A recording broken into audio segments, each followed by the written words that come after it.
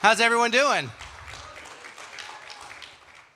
Okay, it's a rainy night. It's election night, I understand, but how's everyone doing? Okay, that's better. Okay, there he is. Okay. Songwriters. So welcome to 19 Miles to Music Row. Thank you all for coming out tonight. How many of y'all voted today? All right. How many of y'all pre-voted, early voted? Yeah, I did too, because I never can find time on election day to actually make it to the poll. I should be there right now announcing who's winning, but I'm here with you. Hope that's okay.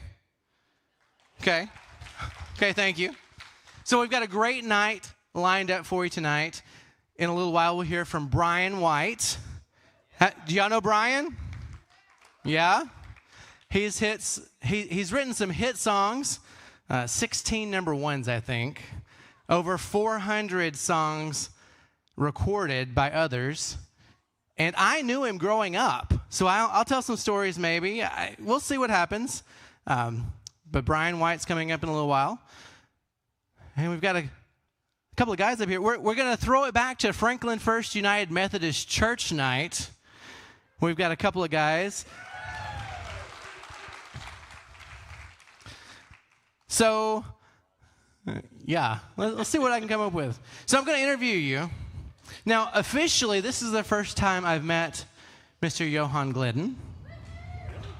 Hello. Hi, how's it going? It's going great. Welcome to the stage of 19 Miles. Yeah, it feels really different. Yeah, doesn't it? Yeah. We're being backed up by the Doors tonight. Nice. I stole that one from a previous Inside the Hits artist, but I like it. And you're in a circle. Do you know what the circle and the Doors are about? I'm really putting him on the spot here, ladies and gentlemen. I'm in the circle and I'm on the spot. I think I've been to one before, but I'm struggling to remember. Would you enlighten me? Maybe. So tell us about yourself. Where'd you grow up? I grew up in Prescott, Arizona, far from here. Prescott, not Prescott, if you ever go. I thought it was Prescott, I must admit. Yeah. Yep. Well, now you know. So, you write songs. I do. You're the modern worship leader here at Franklin First on Sunday mornings. Mm-hmm. Yeah. So when did you start writing songs? I think unofficially when I was 6 or 7 years old, and maybe more officially when I was 13, 14. Okay. Yeah. Is guitar your main instrument? It is, yeah. I play a little piano. I started on violin, but guitar is the one that I come back to the most. Violin. Not fiddle, but violin. It depends on where you're playing it, you know. Okay. All right. Good answer. So, something I've been asking a lot of the people are, what's your favorite word to put in a song?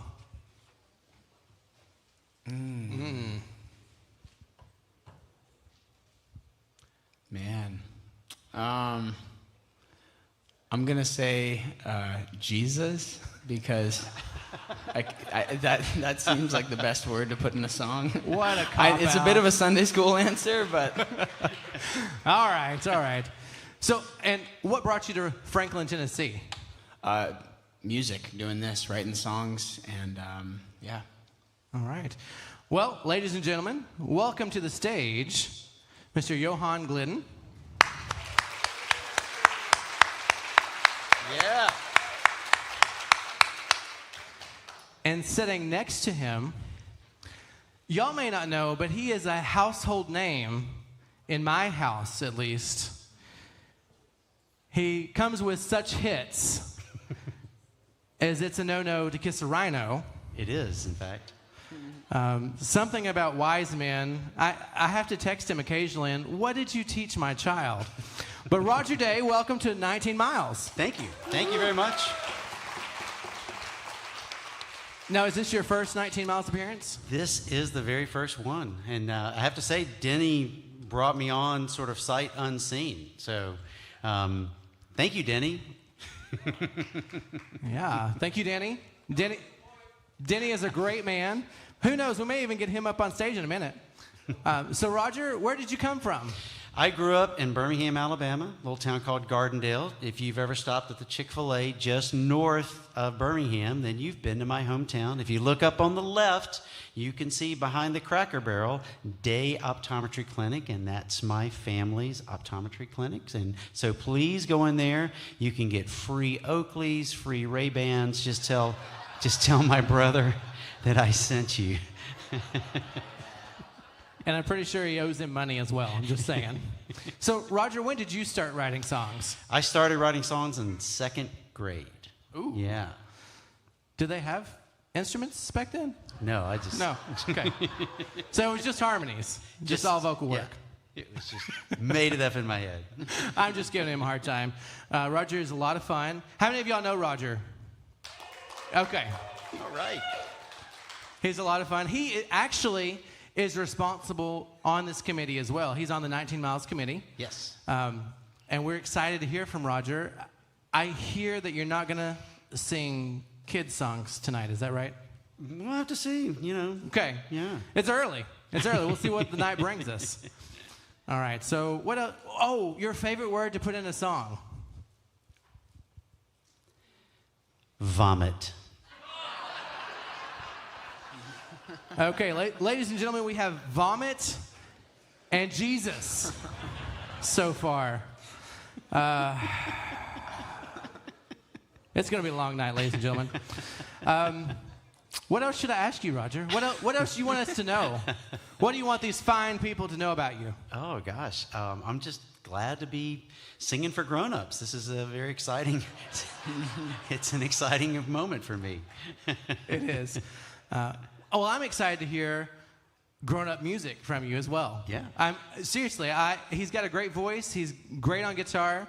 He holds a mic well. So I'm looking forward to seeing. And I'm also excited about whoever the mystery guest is right over here. Yeah. So let's give it up for Roger Day. Thank you.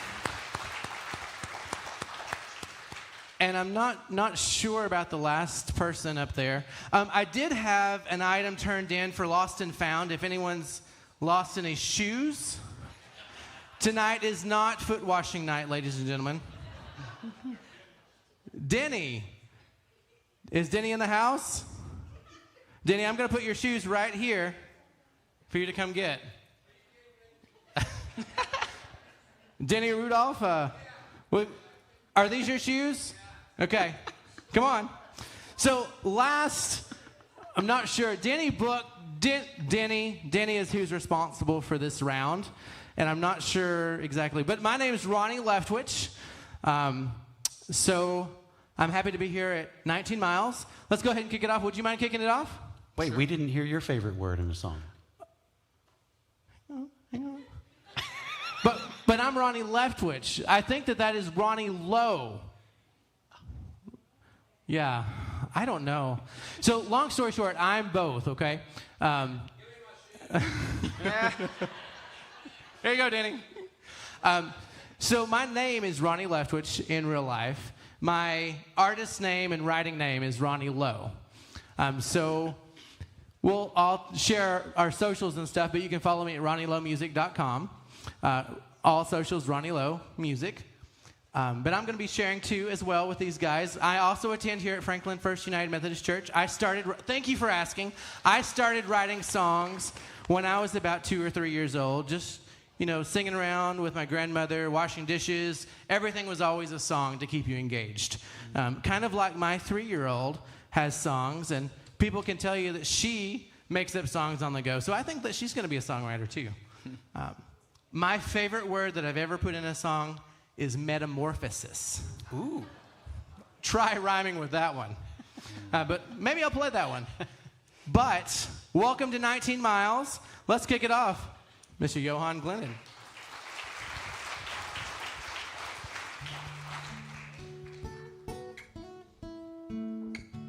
This is a song I just released, and it's all about hypocrisy. If you're a hypocrite, raise your hand. And the actual hypocrites are the ones who kept their hands down.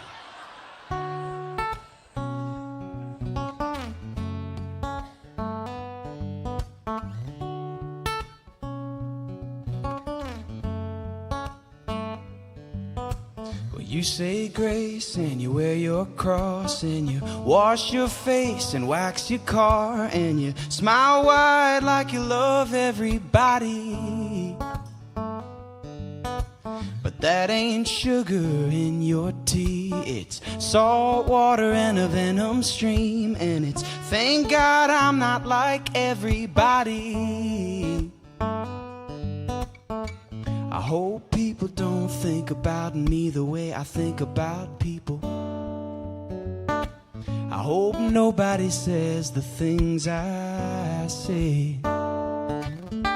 'Cause this temple can be cold and dark, but I try to keep a pretty steeple. But I hope people don't think about me the way I think about people.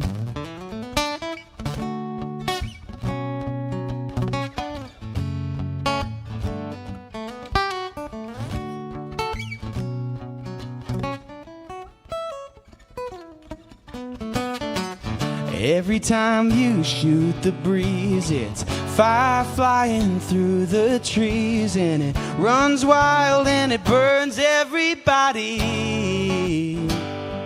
And you say, have you heard what I heard that she said? And you'll never guess who's getting in bed. And you count your blessings and curse everybody. You curse everybody. Oh, I hope people don't think about me the way I think about people. I hope nobody says the things I say. 'Cause this temple can be cold and dark, but I try to keep a pretty steeple. But I hope people don't think about me the way I think about people. Oh, I can't tame it, I can't tame it. My heart is on fire and my tongue is flaming. I can't tame it, I can't tame it. Ooh.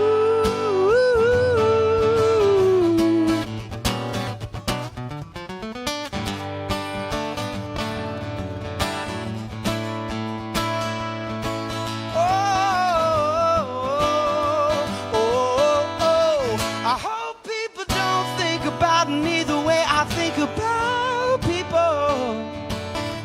I hope nobody says the things I say. 'Cause this temple can be cold and dark, but I try to keep a pretty steeple. But I hope people don't think about me the way I think about, the way I think about people. Oh, the way I think about people.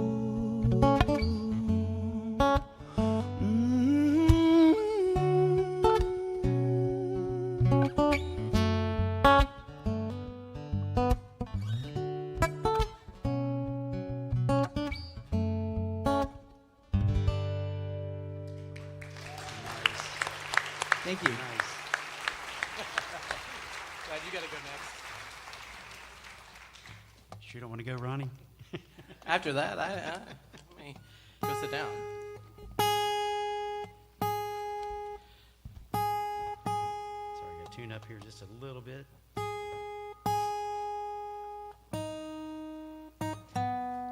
Did you write this song? Yeah, did. It's a good song. So, I really am excited to be singing for grown-ups. This is really awesome. For those of you who don't know, it's been really my privilege, my honor for the last 25 years to travel all over the country and sing original songs for kids. I sing in a lot of schools, a lot of libraries, festivals, theaters, and it's really, I often joke that I have a warped sense of the world because everywhere I go, people are happy. It's not a bad way to live my life. Well, people always say, well, how did you learn to play? Because this is really my third iteration as a musician. And they say, well, how did you learn to play for kids? Well, I played for several years for a lot of inebriated college students. There's a lot of similarities between a fraternity house at 1 in the morning and a 3-year-old classroom, if you think about it. Yeah.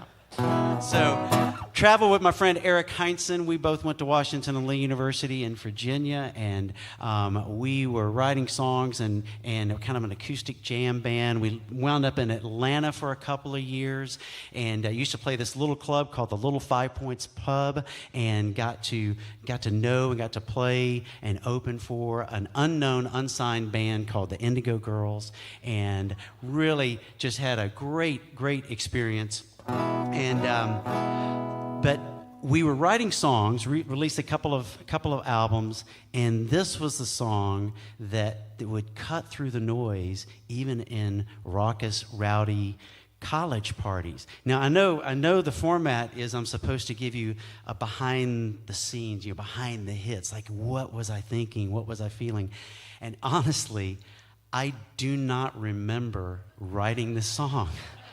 It just is like it existed. It's always been a part of my life, and I've been singing it for many years. So I have invited Johan to add his beautiful voice and his beautiful guitar playing on this song, and so I hope you enjoyed. This is called Jenny.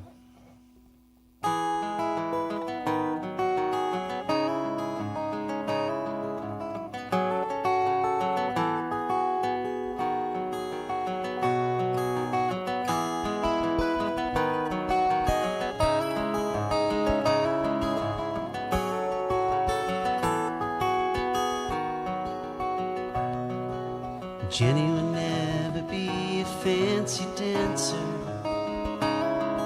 She'll never be a star of stage and screen. And Jenny will never be a big romancer, but her soul's in every song I ever sing. Many are the times that I feel lonely,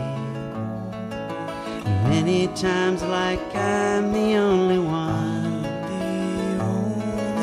And many are the times that I feel angry, like a dark cloud is coming on, like a dark cloud is coming on. And Jenny makes my day a little brighter. She picks me up when I fall down, and Jenny makes my step a little lighter. She stops my head spinning round, and Jenny will never be a fairy princess. She's never one to think of herself first. Jenny will never have a writer's senses. Only she can find me when I'm at my worst. Many nights I lie awake and wonder what would happen were the night to never end. Many times I'm frightened by the thunder, and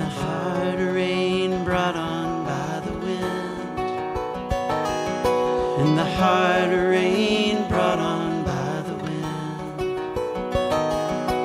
And Jenny makes my day a little brighter. She picks me up when I fall down, and Jenny makes my step a little lighter. She stops my head spinning round.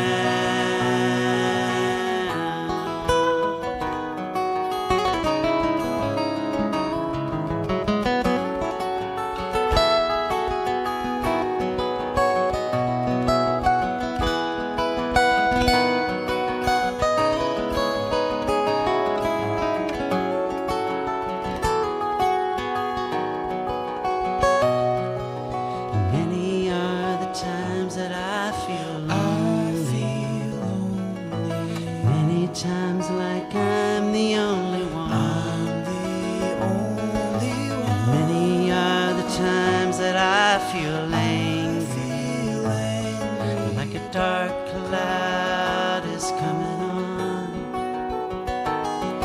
like a dark cloud is coming on. And Jenny makes my day a little brighter. She picks me up when I fall down, and Jenny makes my step a little lighter. She stops my head from spinning round, and Jenny makes my day a little brighter. She picks me up when I fall down, and Jenny makes my step a little lighter. She stops my head from spinning around and around and around and around.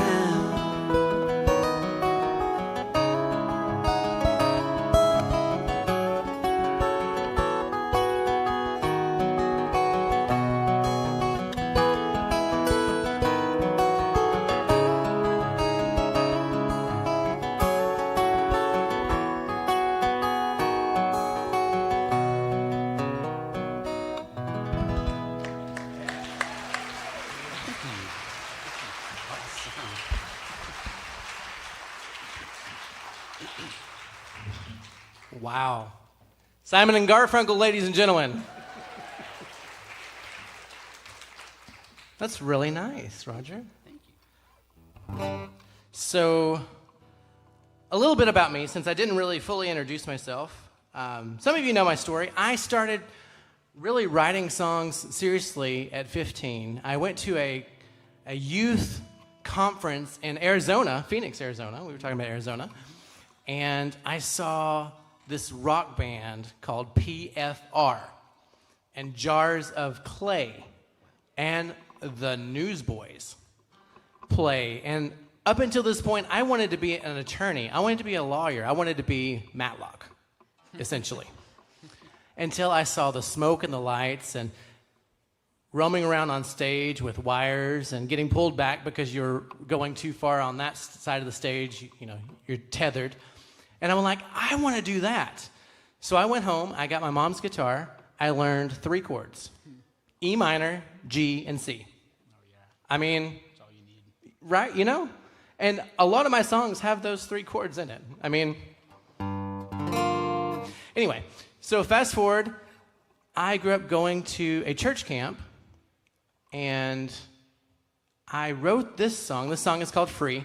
I wrote this song, and I'm notorious for needing someone to write things down for me as I'm doing it, because if I finish it, then I don't remember what I just did. So it's always nice to have a scribe. Yeah. Yep. So I had a scribe. So she was writing down stuff, and we were writing, and then she started crying. She's like, that's my story. I'm like, wow. Okay, so God really is using music. Okay, so I gotta keep doing this, and maybe I can learn some of those fancy chords later. This song is called Free.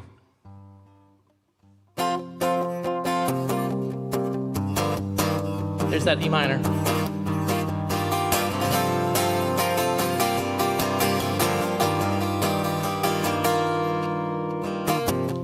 She writes letters to herself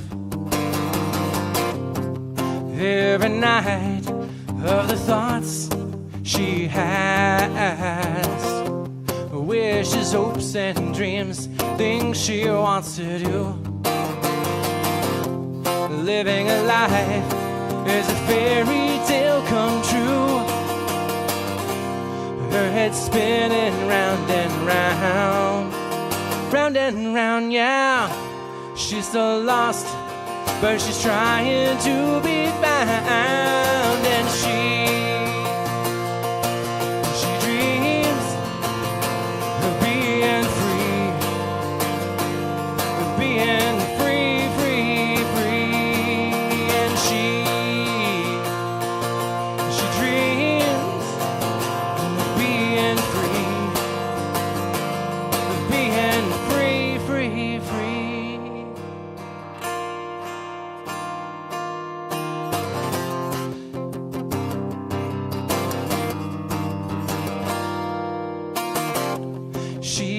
runs and hides from everything in her life. Behind closed doors, she cries herself to sleep, hoping and praying that her dreams will come true. Metamorphosis is changing her life. Her head's spinning round and round, round and round, yeah. She's so lost, but she's trying to be found, and she dreams of being free, free, free. She dreams of being free, free.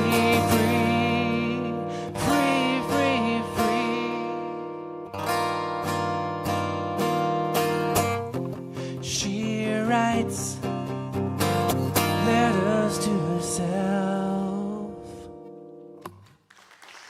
Thank you. Yeah, I heard it. Metamorphosis, ladies and gentlemen. If you had it on your bingo cards, B12. you win.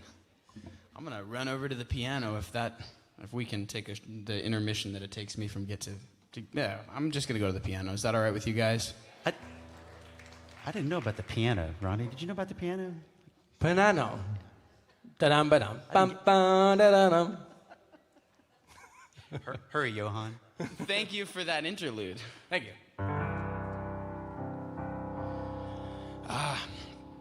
So this is a song that I wrote a year and a half ago. I was house sitting for some friends and sitting at this beautiful old upright piano, which is always the best place to write songs.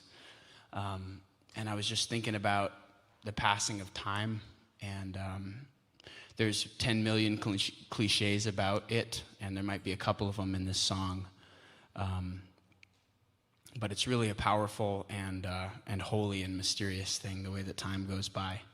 And I love to reminisce on childhood years. I had some good times growing up, and some bad ones too, but this one's mostly about the good ones, so hope you like it. It's called Flying Over Neverland.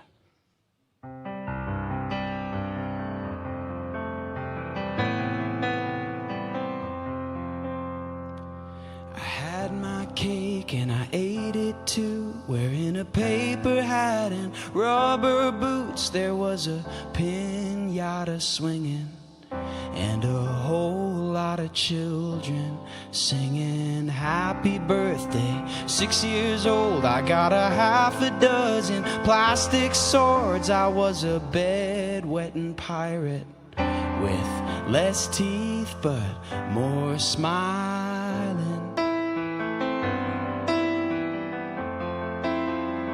Somebody tell me how years go so fast. Did I blink them away with a flash of a Kodak camera, a panorama blurred and out of focus? Now most of my friends are settled down. They're married with mortgages now. And I know I can't be Peter Pan, so I'm learning how to be a man. But right now I feel like flying over Neverland.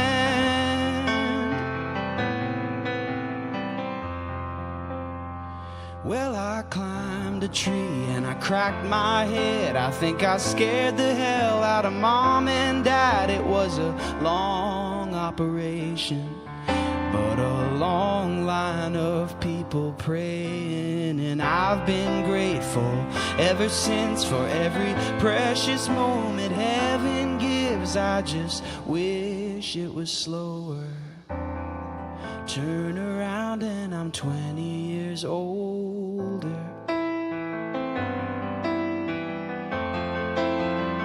Somebody tell me how years go so fast. Did I blink them away with a flash of a Kodak camera, a panorama blurred and out of focus? Now most of my friends They're working on families now.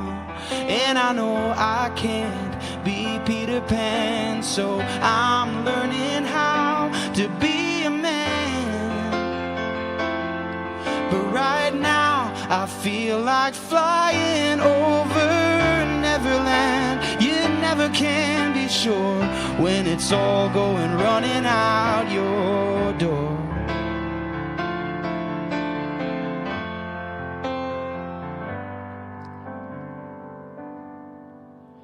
Somebody tell me how years go so fast, like you're watching the trees from the back of a station wagon and driving past them, blurred and out of focus. Memories are all that's left, but it's fine by me, I guess.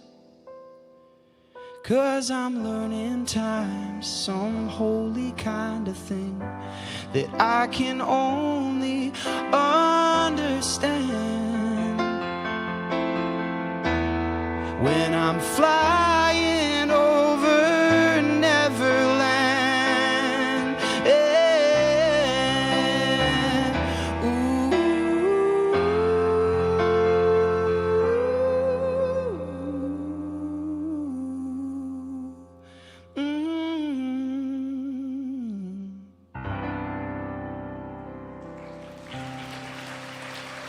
Thank you.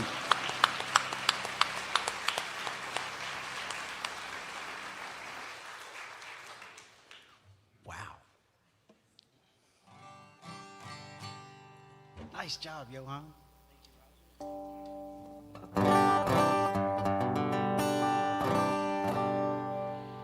So the second iteration of my music career is I was still playing colleges, but I wasn't in the college duo anymore, and I wasn't doing many fraternity parties and in clubs as much, but I was doing the coffee house circuit. So got to travel all over the country, and in fact, it occurred to me as I was thinking about where I'd been that I played a lot of schools that, like I played Wesleyan College in Macon, Georgia. I played Tennessee Wesleyan College in Athens, Tennessee. I played West Virginia Wesleyan College. I can't remember exactly where that is. And Ohio Wesleyan and Nebraska Wesleyan. So I think I was getting some nudges here that where I would wind up is here at Franklin First United Methodist Church. I also, by the way, very, very proud to say, I played Ferrum College in Ferrum, Virginia. Is anybody here from Ferrum College? Anybody at all?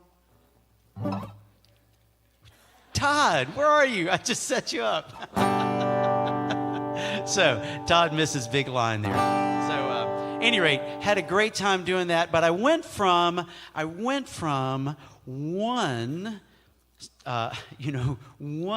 substance that college students might use that during the college the fraternity gigs, and it was okay because you could miss a line or two. In fact, you could probably miss half of a song, and not many people would notice if you did. But then when I was doing the college coffee houses, it was a different substance. It was like they had their double mocha frappuccino, and they're sitting there going, "Here we are now. Entertain us." And so it was a great experience as a songwriter because all of a sudden people were really paying close attention to what I was saying. So it helped me to really grow as a songwriter and helped me to explore some, just helped me to stretch as a songwriter. And so I did a whole album called One Equal Road that explores issues of faith and doubt, issues of my faith and doubt. And I wrote this song, and it was taken from what was happening 30 years ago when I was traveling around the country and watching the news. And it's about, I was watching on the news how the children of Abraham often don't know how to live together and to live together in peace. And so I wrote this song as a naive hope. I hope it's not naive. It's a hope 30 years old, and I hope it still resonates today of what if the children of Abraham not only lived like the children of Abraham, but loved like the children of Abraham too. This song has a very singable chorus, so when it comes, we're going to invite you to sing along. I know we're Methodists, but you know we can sing along. Not everybody is, but a lot of you are. So jump in when you feel the Spirit.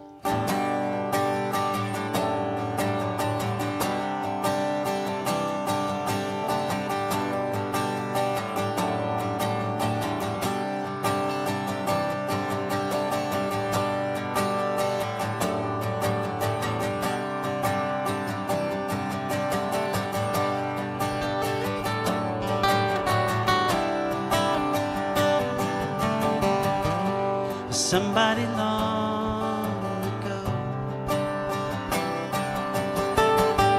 said everyone shared one soul.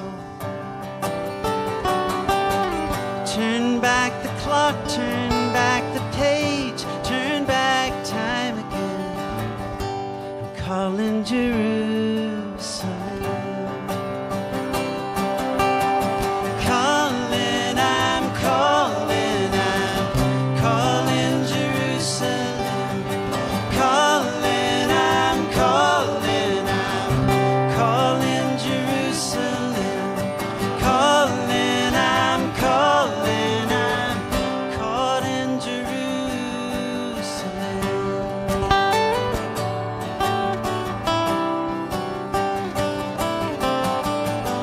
Somebody turned and said,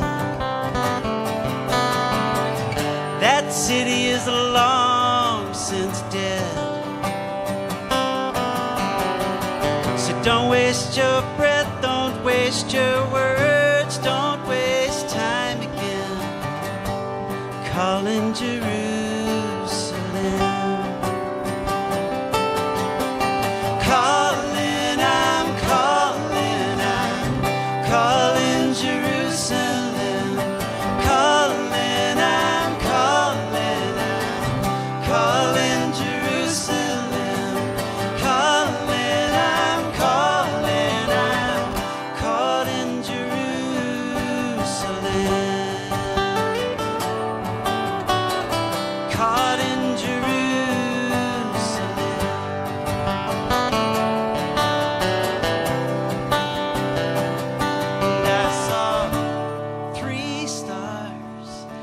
Shining in the east,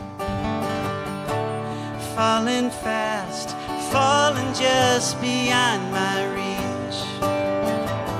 I want to see them shine as one again, above my head in Jerusalem.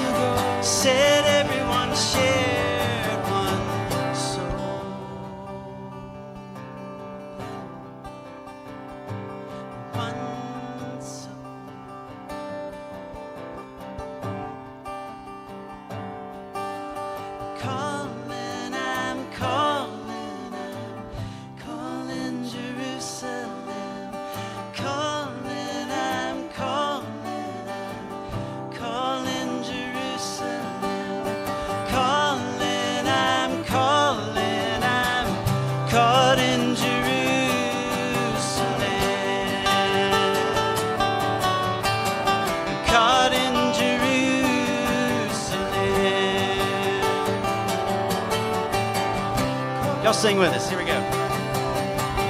Calling, I'm calling Jerusalem. Calling, I'm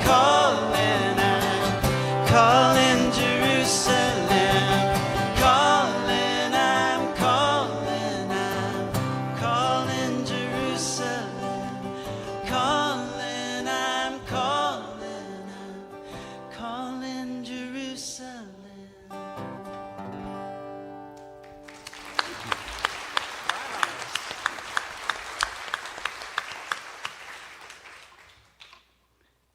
have so many smart aleck comments, but that was so beautiful. You know? I love it. Thank you. I like this era of Mr. Roger Day. So, telling stories, right? Yeah. So I had a friend once, a single lady. All you single ladies. Are there any single ladies in the house? Oh, I see one or two. Okay. There's someone out there for you, I promise. Well, she kept dating and finding the wrong guys. And I always said, you're such a daydreamer. So I wrote a song about her story. So picture it. You're sitting at the beach. Close your eyes. You feel the waves hitting your face. The sun beating down on you. It's about sunset time. Staring at the sunset, watching the sun go down. What a beautiful sight. But there's no one around.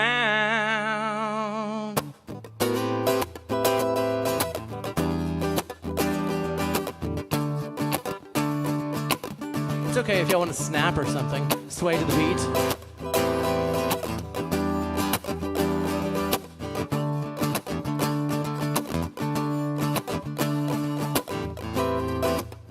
Looks like never might be right around the corner. You said you'd never make the same mistake again.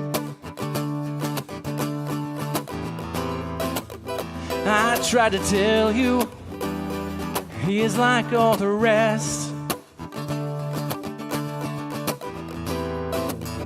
But once again, you had to find out for yourself.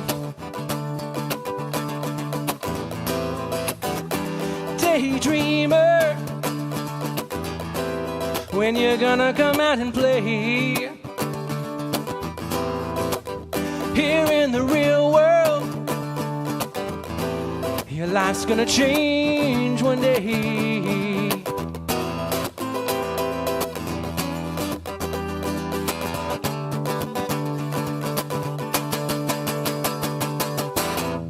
It's been a while since I seen you smile. Frowning only causes wrinkles when you do it every day. Eating isn't just something that you do to pass the time. If you don't, you might be blown away. Oh, oh, oh. Daydreamer, when you're gonna come out and play? Here in the real world, your life's gonna change one day.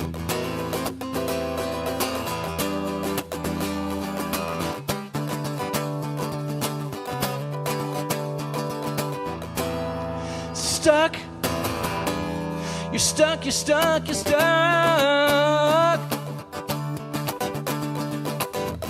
Running round like a little hamster in a cage. You move to the beat of a different drum. I guess you're always gonna be this way. Whoa, oh, oh. Daydreamer, when you're gonna come out and play?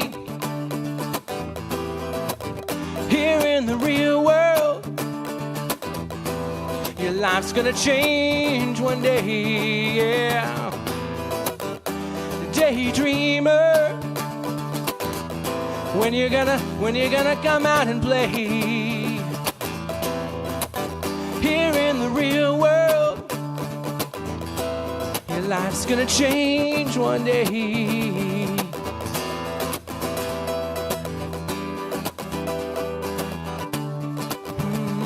Yeah. Staring at the sunset, watching the sun go down. What a beautiful sight. But there's no one around. Thank you. Thank you very much.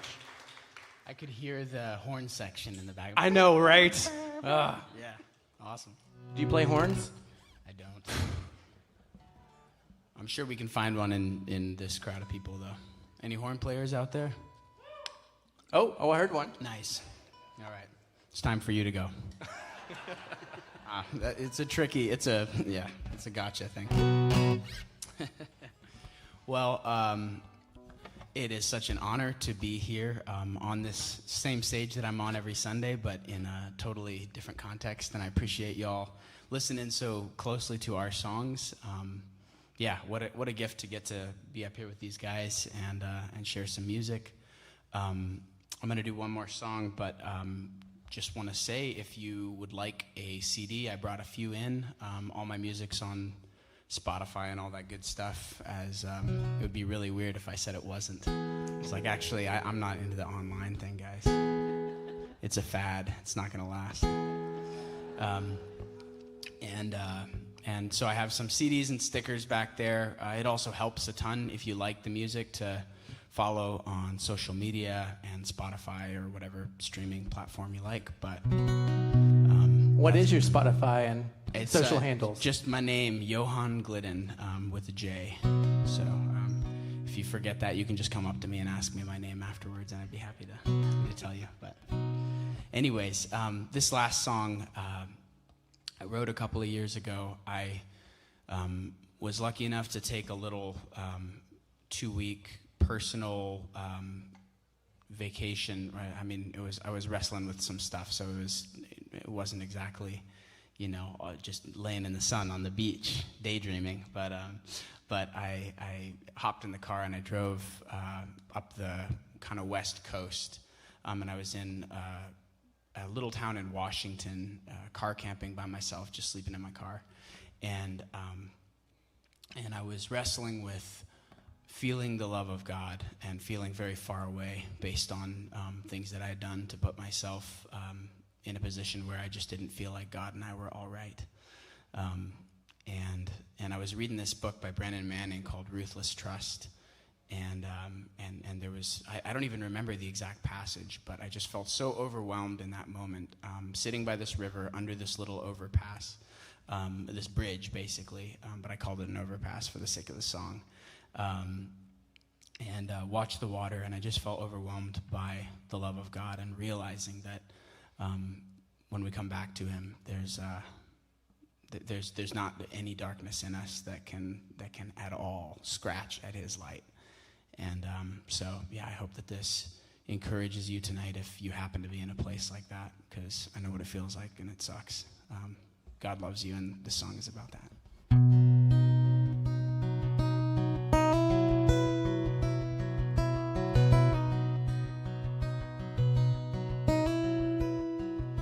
Under the overpass,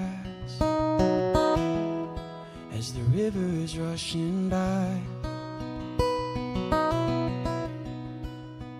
it looks like floating glass flying through the night. In all my solitude, I'm learning I can love when just the thought of you has brought me far enough. And now I finally I could live a million lives and never get it right. There's a calm resting in your arms, and knowing that no dark could ever touch your light. Oh, and you call me back under the overpass.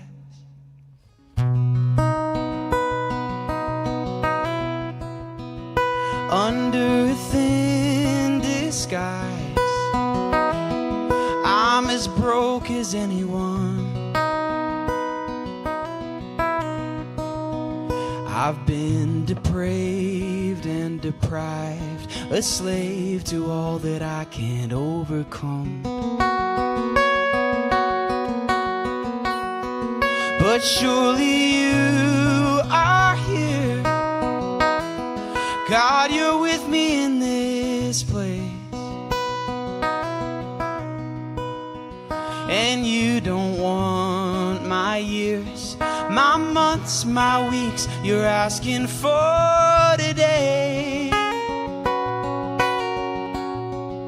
And now I finally realize I could live a million lives and never get it right.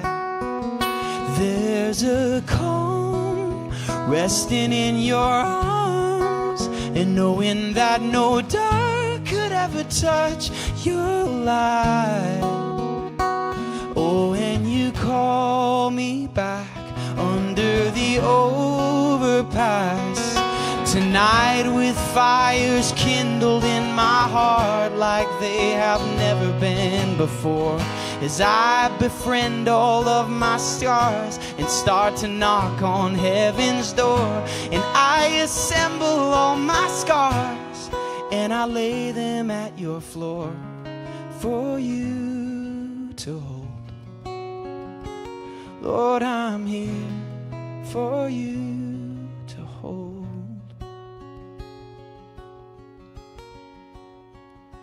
And now I finally realize I could live a million lives and never get it right. There's a calm resting in your arms, and knowing that no dark could ever touch your light. Oh, and I'm going back under the overpass. Yes, I'm running back under the overpass tonight. Tonight.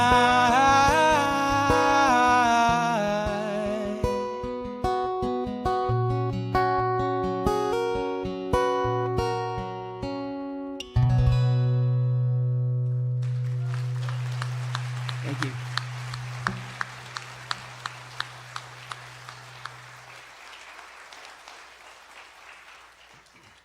Oh, man.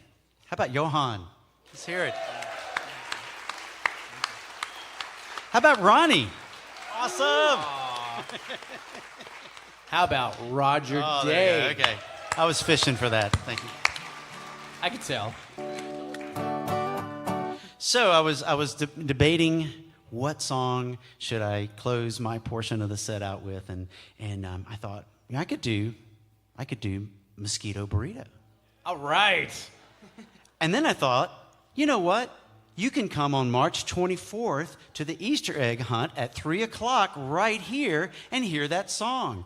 And then I thought, I'll do one of my vacation Bible schools. I used to write for Cokesbury for several years at vacation Bible schools. We do them every week here at Franklin First. And I thought, I'll do Why Did God Make Worms?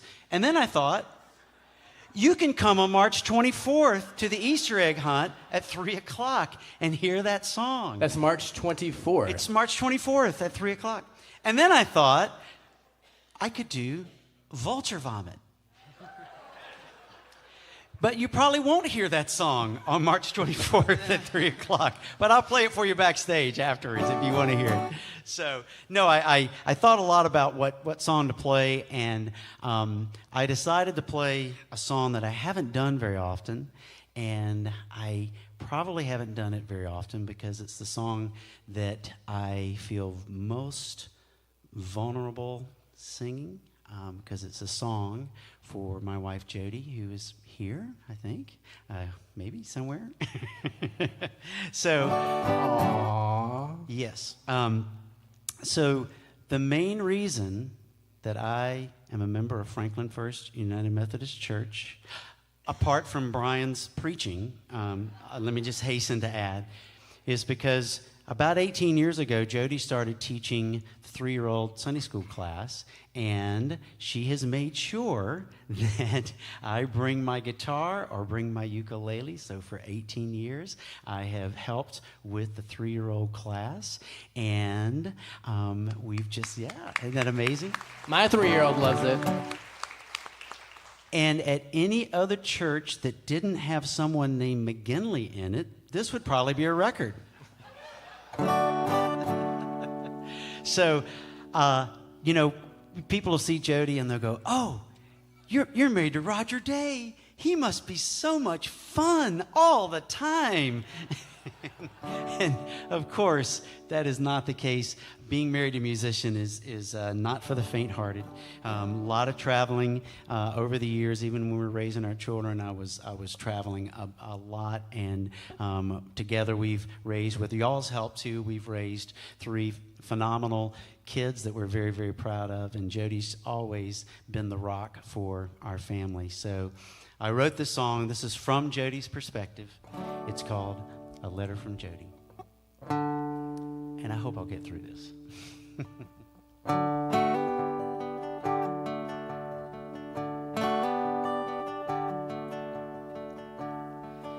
When your heart is almost empty and you're no stranger to despair, and the ghost of disappointment's past makes it hard for you to care. Don't give in, and darling, don't give up. You can count on me.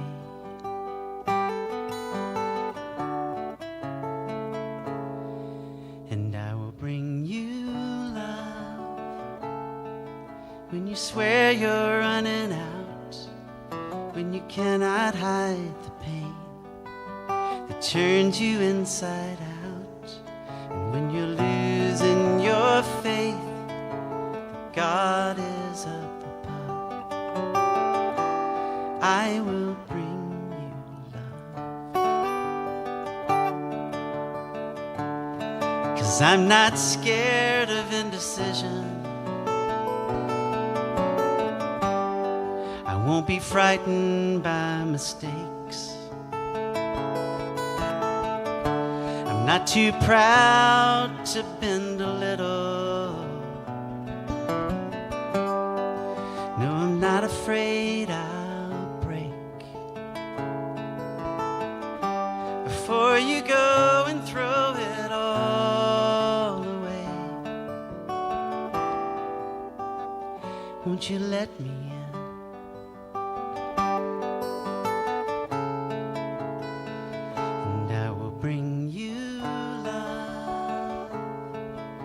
Swear you're running out, when you cannot hide the pain that turns you inside out, when you're losing your faith that God is up above.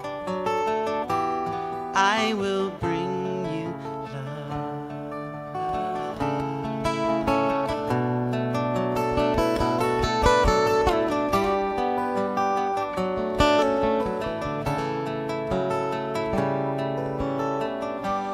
Don't give in, and darling, don't give up.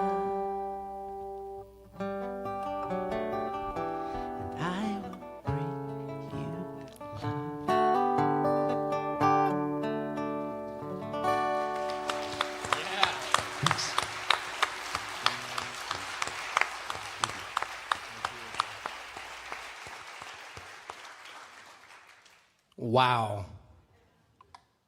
That's all I can say. Wow. Jodie, you're a pretty lucky lady. He's a pretty nice guy.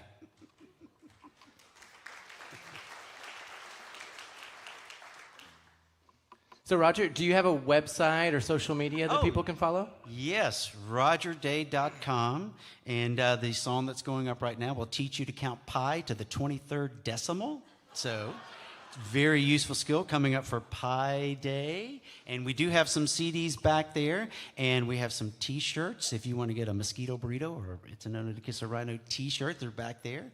And gosh, when's my next gig? I think March 24th. Yeah, right? Did I say that? I can't remember. Johan, did I? You know. Will there be mosquito burritos there? There will be, yes. Have you ever had a mosquito burrito? I don't know that I've had the pleasure. We can change that. Well, thank you, Roger. Thank you, Johan. It's a pleasure to be here, 19 Miles. It's an honor to serve on the committee, but I love being in front of people. I love what our mission is just to bring good music to Franklin. Not Christian, not country, not rock, just good music, right? And that's what we appreciate. Hope you appreciate it. If you do, thank you. I would like to dedicate this next song to you. I wrote it originally with a girl on the phone. I told you I like someone writing stuff down because once I say it, I'll never remember it again. And this girl, I was talking to her on the phone. I'm like, hey, will you write this down? She's like, I'm studying. I'm like, it'll just take like 3 hours. It's fine. And her parents would check the phone records and see, oh, you talked to this boy how many minutes? It's a good thing we had Verizon and we were in at that time. But I wrote this song, and I kind of wrote it about her. And by kind of, I mean I did. And it also has a vertical meaning, if you would like to figure that out. But the song is called What I Need. And what we need at 19 Miles is all of you to continue to come and continue to support 19 Miles. I didn't mention it earlier, but there is a bucket at the back to drop some money in for donation. We're completely donation-based. I didn't bring any CDs or T-shirts. You follow me on Ronnie Lowe Music at Instagram. Facebook's a little weird right now. That's a whole story. That's a 3-hour song right there. But it's a pleasure to be here. And thank you for having me. Thank you, Denny, for inviting me to come. This is called What I Need.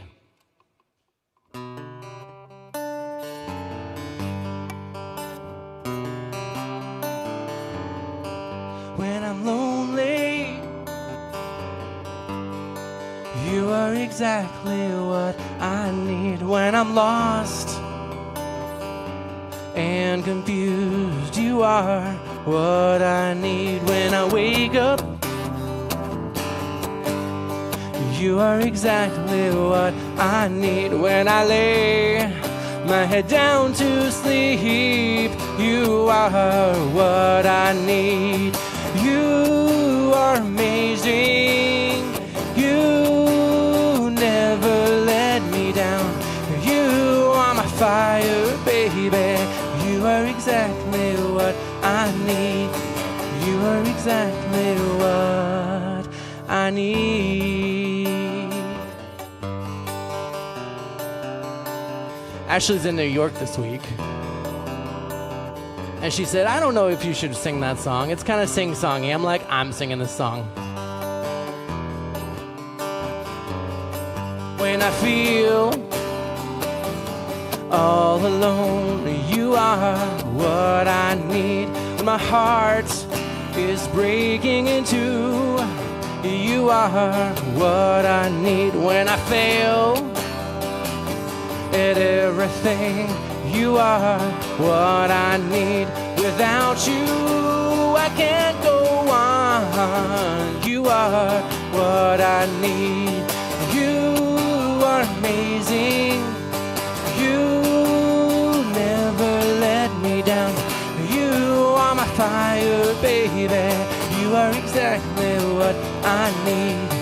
You are amazing. You never let me down. You my fire, baby. You are exactly what I need. You are exactly what I need. Right by my side, I can feel you through the hard times. I know you're always there. When I fall down, you come and pick me up. I will survive. I will go on. And this is the part that y'all can sing with me if you like. You are what I need, yeah. You are what I need, yeah. What I need, yeah. You are what I need, what I need, yeah. You are amazing. You never let me down. You are my fire, baby. You are what I need. You are what I need. Yeah, you are what I need. Yeah, you are what I need. You are exactly what I need. Thank you so much. Cheer for Ronnie! Thank y'all so much for being here. And that concludes the opening of 19 Miles. Ladies and gentlemen, tonight is the most exciting 19 Miles for me, not because I'm playing, but because I got to share the stage with these guys, and Brian White is here. We're going to talk more about Brian in just a couple of minutes, and there may even be a special guest with Brian. And, I mean, he's got songs by Jason Aldean, Rodney Atkins. I don't know who might be here. Mandisa. I mean, whew, it's going to be good. So take just a few minutes, go see Karen and Jane in the back there, grab some food, some coffee, some drinks, stop by and pick up some Roger Day CDs and T-shirts and some Johan CDs and stickers. I think that's what you said. And drop some money in the donation bin for 19 Miles to Continue. We'll see y'all back in just a few minutes. And I'm just going to put on this hat, between, just not, I'm not, I available. Just picked it up. Yeah. Available. It might be back right back there. Yeah, yeah.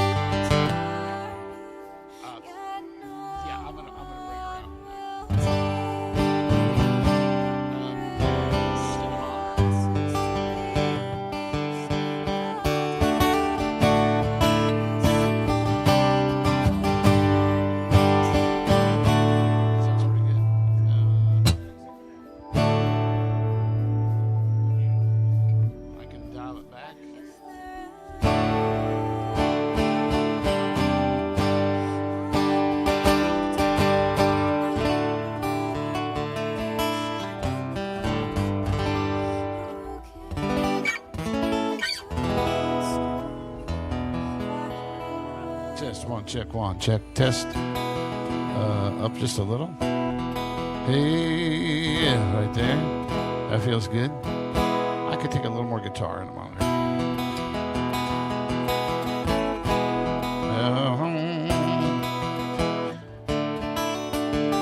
Yeah, that feels good. And just, I would give her the same amount in that monitor of me. Yeah. Maybe just a little less guitar, maybe she'll sound well.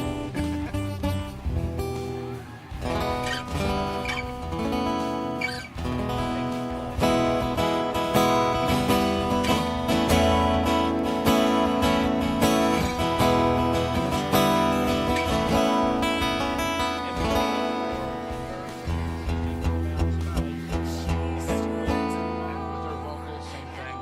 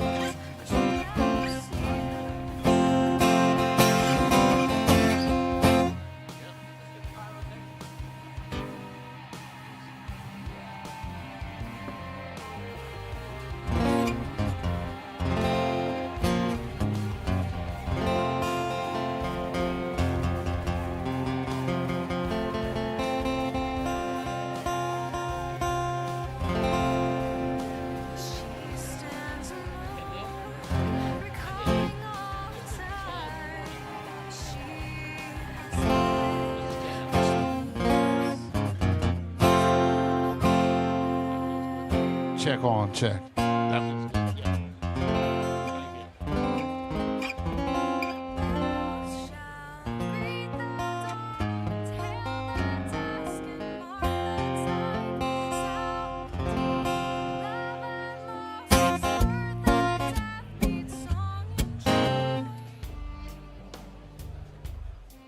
I'm gonna unplug. We're getting ready to start right now. Okay. And I'm just gonna find my wife.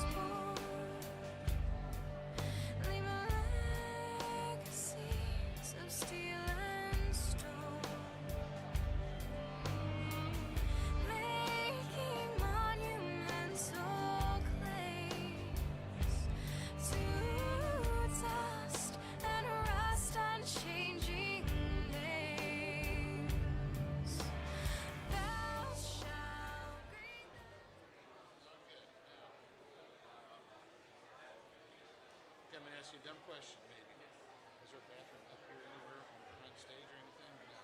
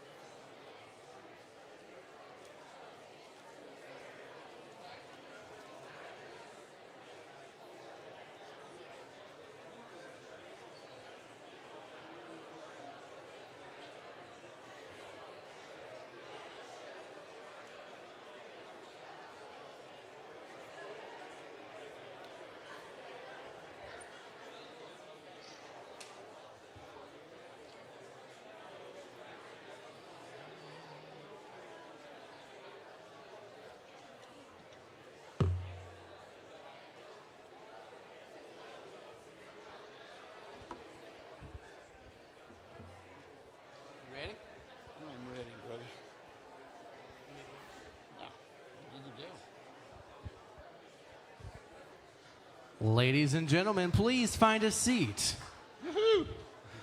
There's plenty of seating up front. The pyrotechnics are not working tonight, so feel free to come as close as you'd like. Oh, come on. That was gold. Maybe silver. All right, well, welcome back to 19 Miles to Music Row. Okay. Feel like I'm on live TV here. So up next is a guy that I've known a long time. We won't talk about how long. Yeah. Brian White, ladies and gentlemen. Come on, what do you say? I happen to have your official bio. Ooh. Let me tell you something, okay? This guy, I call him a friend. I hope that's okay. Professional. He sent a bio that's 150 words, 75 words, and 40 words. I have never had that happen by anybody that is tailored that much. Well, my people told me to keep it short, so I did. There you go. So let's talk about some songs that you've written. Not songs, but some people who have recorded some of your stuff. All right. Is this a quiz? Am I supposed to know these people? Maybe. I'm looking at this. Danny Goki. Danny Goki. Any Danny Goki fans out there? Come on. Trace Adkins. That's a big old redneck right there, let me tell you. One of my favorite songs that I know of yours, Gary Allen. Gary Allen. Any Gary Allen fans out there? All right, I might start the whole show with that. I mean, if y'all act like you like it, come on now. Rascal Flatts. Yep. And these are, I'm going kind of more on the countryside here. Kix Brooks. Kix Brooks, yes. Terry Clark, Black Hawk, the Swan Brothers. Mm-hmm. I'm going to leave off that name. We don't talk about Bruno. Wait, there's one on there, Earl Scruggs. Earl Scruggs.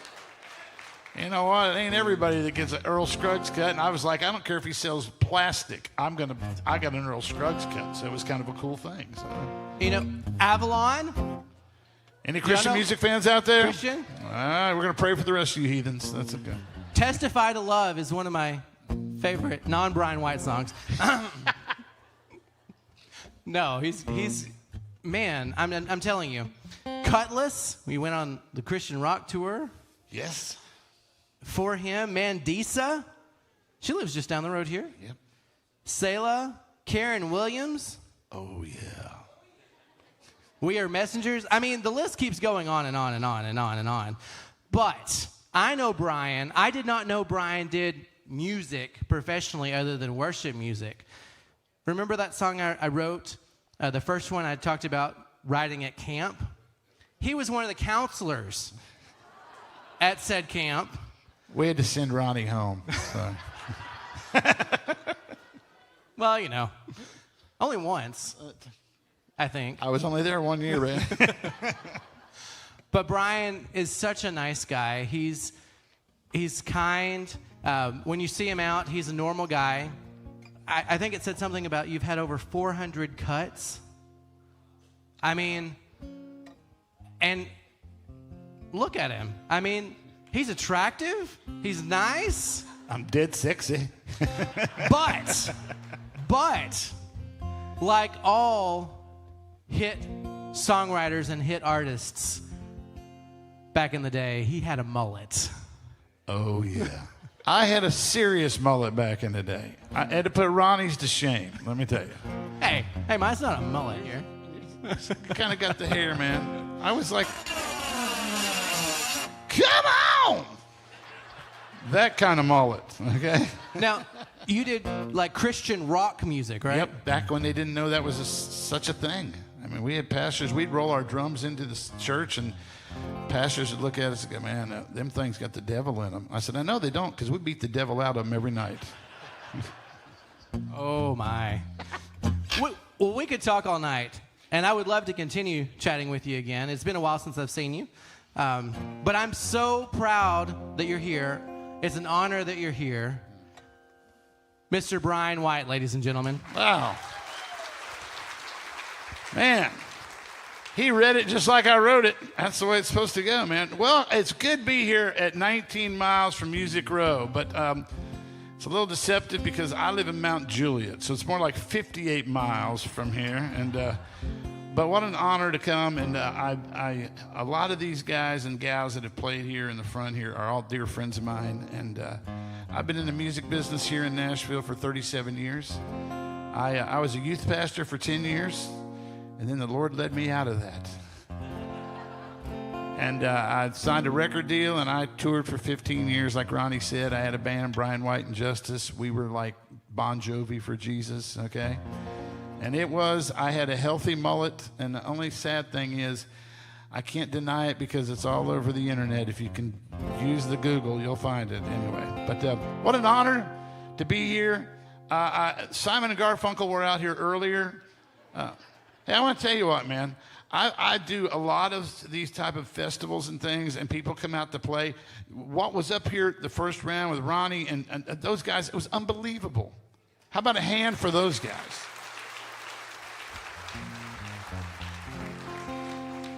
So I feel like I'm closing their show. They didn't know. It's like, wow, those guys were really good. I will say this, especially with Johan. I was watching him. His guitar came with chords that mine didn't come with.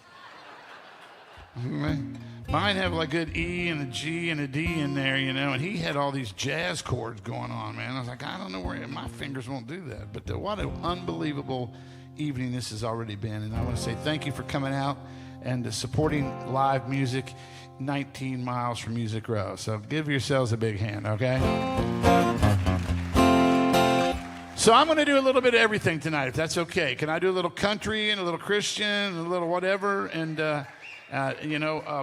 but I have a special guest that's going to join me out here. And I will just tell you, I am way in over my head when it comes to being married, okay? I'm way over married, and my wife is drop dead beautiful. She's a Christian recording artist, and she tours. Anybody know who Shonda Pierce is, Christian comedian? So she's out on the road with Shonda. She just got off the road with Big Daddy Weave. She's been out with Third Day and Michael W. Smith. She leaves again next week for a month, basically. And I said, babe, why don't you go with me tonight, and why don't you join me and just sing along with me? And so I want to introduce you to this woman. Is one of 19 children in her immediate family. She is a 10-time marathon runner. She is an author. She's a #1 songwriter. But the biggest thing is she's got impeccable taste in men because she married me. This is my wife right here, Karen Williams. Would you welcome her? Hey, hey. So it's only fitting that I start the show with a song in honor of my wife, okay? Oh, all right. I like this already. So the stories behind the songs, and that's what I love. Do you love the stories behind the songs? Good, okay. Because if you don't, then just kind of just shake your head like you do, okay? But this is a true story, okay? And, Pete Salas was here a month ago or so. I'm sorry about that, but those of you who were here, Pete is a dear friend. We call him our 50-year-old son because you never know what's going to come out of his mouth. And we would be someplace, and my wife would be standing next to me, and these guys, they look at her, then they look at me, then they look at her, then they look at me, and then they go, how did he pull that off? And Pete Salas goes, God loves Brian White. I said, yeah, he does. And so I think I'm the lucky one, personally. Oh, that was right on key, babe. Way to go. Right? But Thank go you. ahead. So it was a rainy Monday here in Nashville. And I was laying in bed next to this beautiful woman. Her. Was it me? It was you. Okay. Just making sure. And I looked over at her and I thought, man, do I want to go downtown and write a song with a couple rednecks? Or do I want to lay in bed with this beautiful woman all day? So 2 hours later, me and these two rednecks were in a room together. And I walk in, and my buddy Bruce Wallace starts playing this little... And he looks at me and goes, Brian, what's that sound like? I said, man, that sounds pretty sexy. And he was like, why are you looking at me like that? I said, man, I left a beautiful woman to come here and write a song with you and Joel, so we better do something that does something. So if you're a country music fan and a Gary Allan fan, Gary cut this on his last record, and it's a little song about the rain and a beautiful woman. And it goes like this. Drop, raindrops falling from the sky like magic. Can you feel it in the air? Drop, you ought to drop on by, 'cause there's a storm outside and it's warm in here. And I'll drop a log on the fire, get the flame a little higher till it feels just right. And I'll drop a blanket on the floor, got some wine I'm gonna pour and pull the shades down tight. Ain't nowhere you need to be, but wrapped up here with me. I'll turn the lights down, way down low. You let that dress drop nice and slow. Girl, I know it's true. You know just what to do to make me drop everything for you.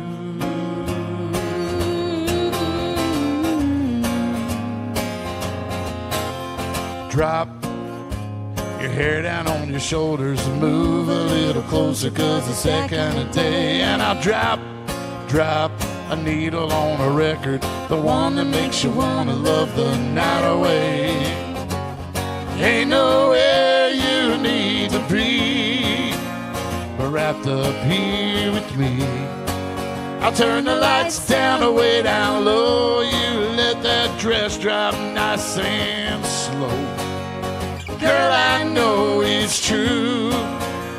You know just what to do to make me drop everything for you. Girl, I'll drop everything for you. I'm gonna drop everything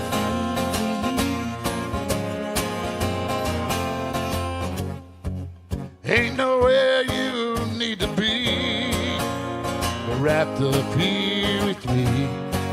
I'll turn the lights down, way down low. You let that dress drop nice and slow. Girl, I know it's true. You know just what to do to make me drop everything for you.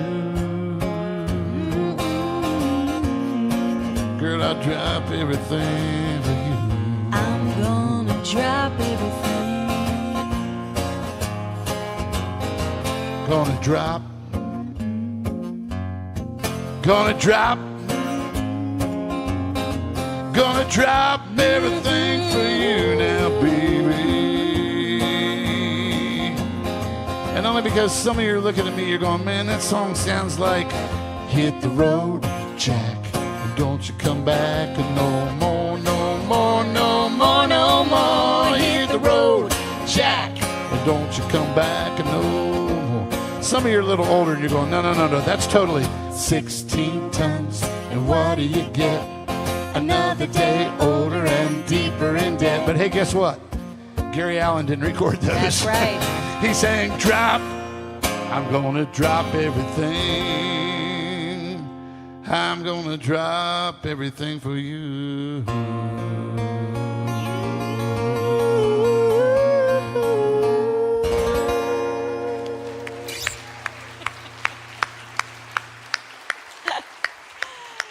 Thank y'all. I'm just loving the fact that Brian, the former youth pastor, the writer of so many Christian hits, just sang that song in a church. Hey, there's I nothing just wrong think with it's being awesome. in love with your wife. I know. I just think it's awesome. So I'm going to follow that with a gospel song. So Jesus will forgive me. You know? I grew up in the church. Any of you grew up in the church? Okay. I went to church every time the doors were open, folks. My mom took me to Tupperware parties and bridal showers, and I was in there. I think she was just hoping, like, well, we can get him close enough to Jesus, a little bit of that will spill off on him, you know. And I'll never forget, I lived at 7425 Joan Drive, Westchester, Ohio, 45069. Do y'all remember your childhood address and your phone number? That's where I lived, and we were at the dead end. We were the last house on the left. And on Sunday morning, I would get up, and we had this piece of furniture in our living room. It was the craziest thing. This piece of furniture had a lid. You'd lift this lid, and then you took these big black discs, and you drop it on there.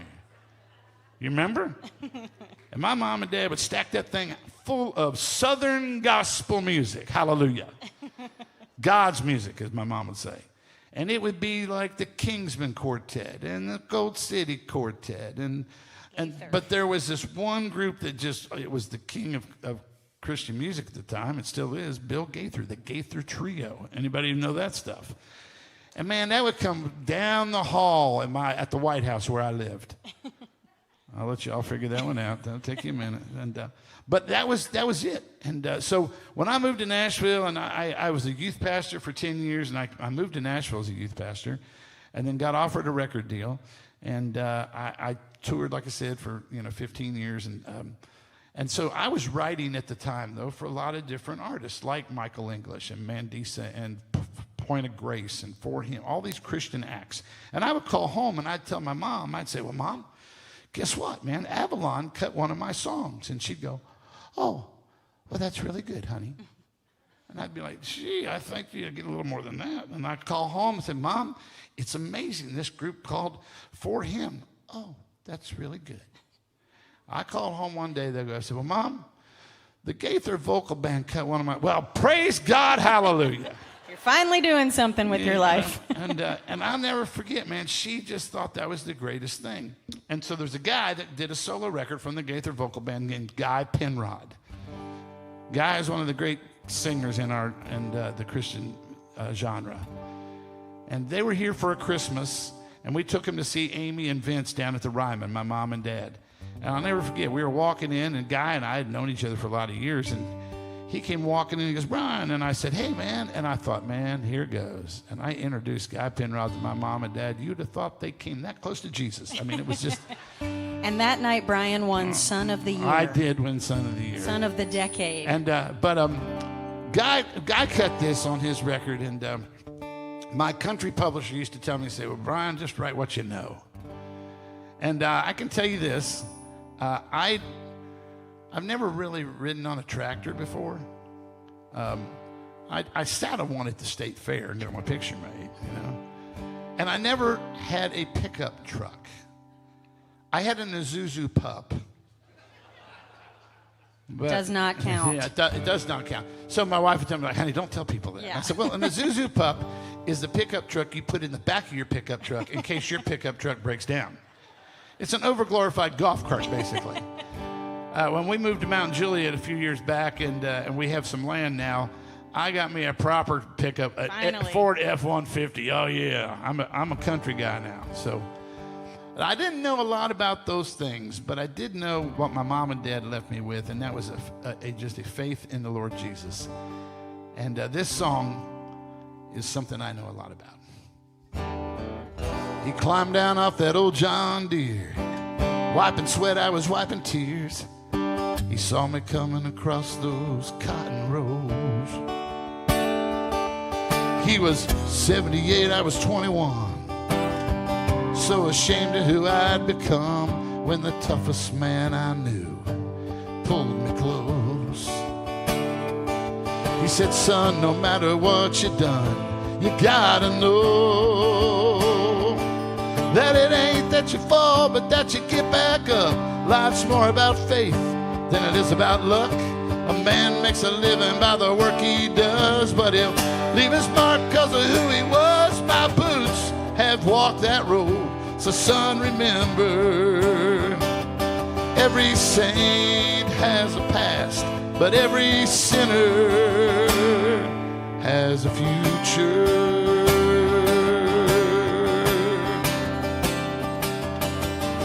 I never knew the hell he'd raised. He was a man of God, a man of faith. He said, let me tell you about the way I used to be. Boy, I've run from the law and I've run shine, had some barroom fights and a shotgun bride. Then one night in a tent revival, I hit my knees, and the good Lord got my heart. Now I believe that it ain't that you fall, but that you get back up. Life's more about faith than it is about luck. A man makes a living by the work he does, but he'll leave his mark because of who he was. My boots have walked that road, so son, remember, every saint has a past, but every sinner has a future. On any page of the good book you can read about liars, losers, cheats, and thieves who are changed. So there's hope for you and me.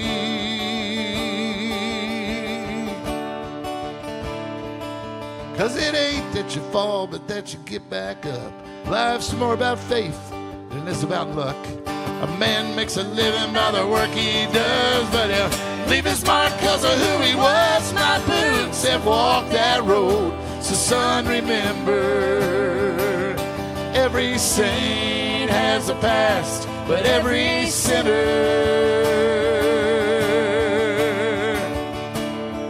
has a future.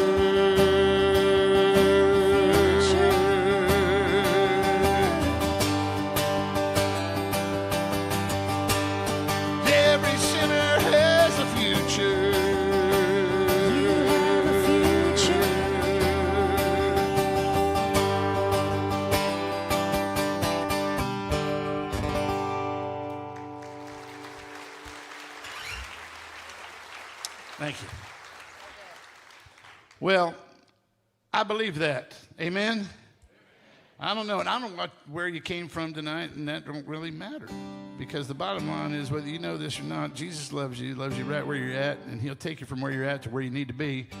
And someone said, man, I feel so far away from where I need to get back to. I said, you know, the cool thing is, when you just turn, he's right there. It's not like, well, I got to go back all those miles. So I'm not here to preach at you tonight. We are taking an offering later, so get your wallets ready. But just a joke, just a joke.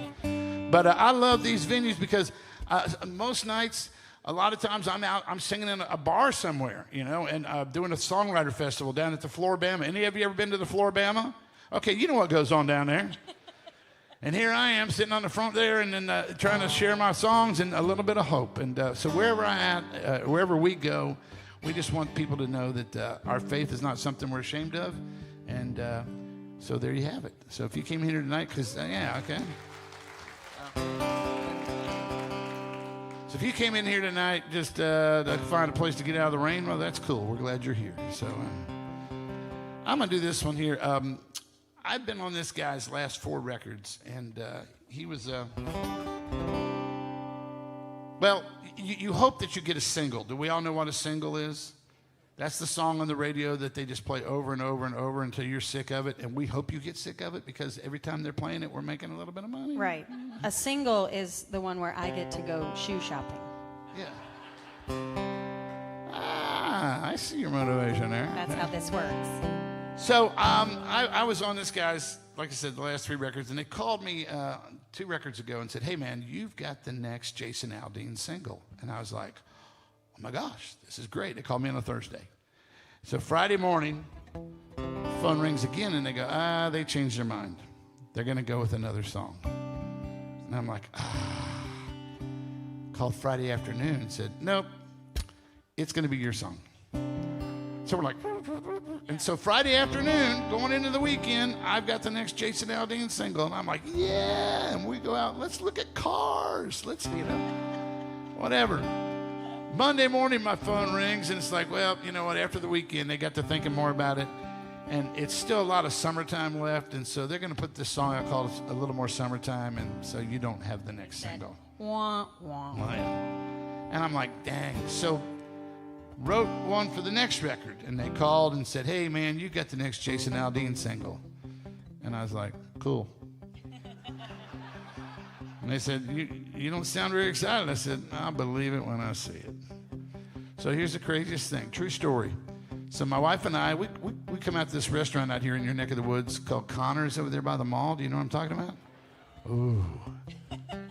Can they make a steak? Yeah. So we were going to go to dinner there, and then we thought, well, we'd just go into the mall. It's right there.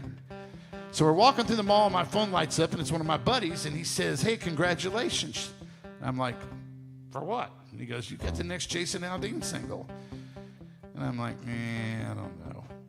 And then he sends me a screenshot of the cover, and it's my song. And I'm like, where did that come from? And it came from Jason's Instagram page himself. And I looked at my wife, and I said, babe, look at this. I'm going to have the next Jason Aldean single. And she goes, and look at where we are, the mall. We were already shopping. It's so perfect.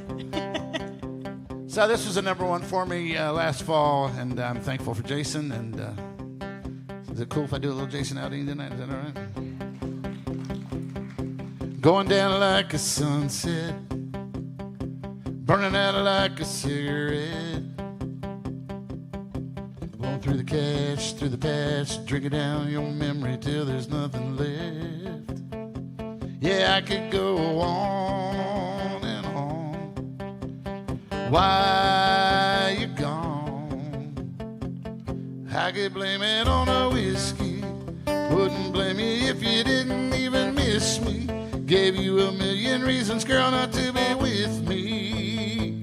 She'll never let you go, she'll never watch you go. I could blame it on a good high. Let her take the blame for why you told me goodbye. Instead of missing you and missing all those good times.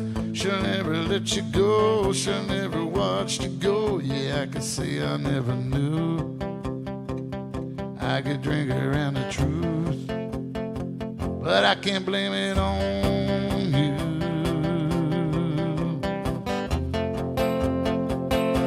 Trying to ride out the midnight, fight through the daylight. Wonder where you're at, and just like that I'm thinking back on what I had when you were mine. Yeah, I could go on and on. Why you gone? Yeah, I could blame it on the whiskey. Wouldn't blame you if you didn't even miss me. Gave you a million reasons, girl, not to be with me. She'll never let you go, she'll never watch you go. I could blame it on a good high. Let it take the blame for why you told me goodbye. Instead of missing you and missing all those good times. She'll never let you go, she'll never watch you go. Yeah, I could say I never knew I could drink around the truth, but I can't blame it on you.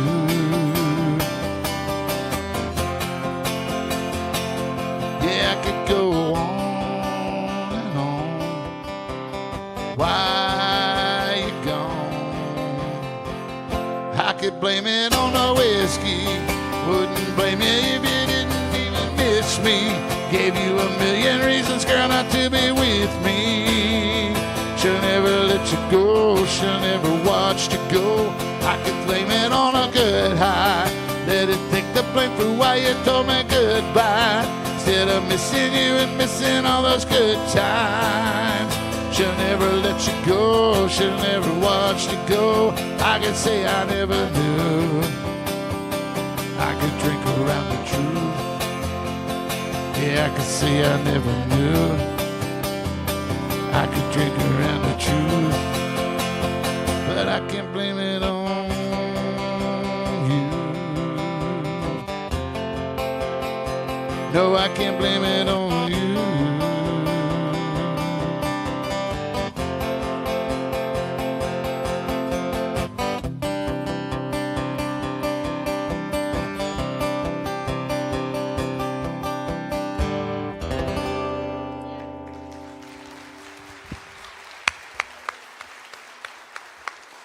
Big Jason Aldean fans in our house. Well, I told you a little bit about my wife, but not a lot about my wife. She, as I said, she's one of 19 in her family. She has 18 brothers and sisters. And she comes from a multicultural family. She has 14 adopted brothers and sisters from all over the world. So it's a, yeah. So the first time she took me home. That round of applause is for my parents. Yes. First time she took me home to meet her family. Okay, they're from the Philippines, Korea, Romania, Brazil, and then some of them have married. So there is African American, there's Jamaican.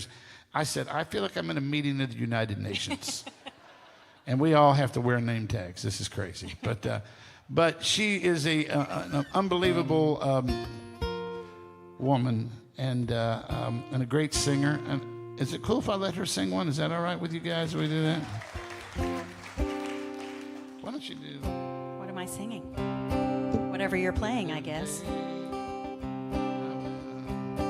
Oh, sure. You want to do that one? I will do this one. I will sing whatever you play, since you're the one with the guitar. Well, Tell them the story. I do. I love being here with Brian. I hit the road next week on, he said I'll be gone for a month. I have a slight correction. I'll be gone for 3 months. Not straight. Well, not all at once. Not all at once, but I hit the road with Shonda Pierce next week, so unfortunately we're not doing a show anywhere near here. I think Crossville is our closest show, so if you want to make a trip out to Crossville to laugh your head off with Shonda Pierce, then come on out. But I moved here 2007, the summer of 2007, from Orlando, Florida, where I grew up. My family is still there, and as Brian just told you, I have a humongous family. So when I told them that I was just going to up and move to Nashville, I felt the Lord calling me here. They all said, "You're doing what? You're going where? And what is your plan? And do you know anybody? And what are you going to do when you get there?" And I said, "I have no idea. I don't really know anybody. I don't know exactly what I'm going to do. All I know is I just feel the Lord calling me to this place to do this thing that I have had in me since I was a little girl. Singing is all I've ever really loved. It's just what I have always been passionate about. And so I packed my car and came here, and little did I know, all I knew is that I wanted to sing. I did not know anything about the songwriting community, and I learned very quickly that you can't walk 5 steps in Nashville without running into a songwriter. And they all say the same thing. It's a little sentence that goes like this: "We should write together sometime." Right? I mean, that's what they all say. And so a few months after I moved here, this guy said that sentence to me. And I had never written a song in my life. Been singing literally on stage since I was 3 years old. Never wrote a song in my life. But my dad always told me, "Karen, if somebody asks you if you know how to do something, you tell them yes. And then you go learn how to do it." That's my life motto. So what did I say to Brian that day? I said, "Sure, I'd love to go write a song with you." And then I went home and freaked out because I had no idea what I committed myself to. I didn't know if I could actually write a song. But fortunately, I also learned very quickly that it's the Nashville pickup line. So he really just wanted to take me on a date. And it worked. And 2 years later, I married him. And about 17 years later, here we are. So praise the Lord for that. So nobody was more surprised than me when I began to write songs. I then signed a publishing deal to write music full time. I was like, how's this for the Lord? Just absolutely blowing my mind. And then I got a call one day from my publisher. She said, "Congratulations, you have the #1 bluegrass song in the country right now." And I said, "Huh? I don't write bluegrass music." But I wrote this with my friend Bernie Nelson as kind of a laid-back country song, and a bluegrass group named Darren and Brooke Aldridge. If you're into bluegrass, look them up. They're fantastic. They took this, made it bluegrass, released it to radio, and made me a #1 songwriter. So how cool is that? So the moral of that story is trust the Lord and say yes. Here we go. There's never been a day that I went hungry. Never had a night I had no place to sleep. Never had a prayer that went unanswered. You might be wondering how that could be. Well, I'm right here living in the moment. To tell the truth, I just don't really care all that much about tomorrow, 'cause I know that He's already there. There's a greater plan for me, and bigger dreams than I could ever dream. He says, "Be still and know I'm everywhere." And as for tomorrow, well, I'm already there. All right, this is my story right here. I was troubled. I used to wonder how it was that I'd get by. But who of us, by fear and worry, can add a single hour to our lives? So here I am, gathering up this manna, collecting only my daily share. 'Cause I believe it'll fall on me tomorrow.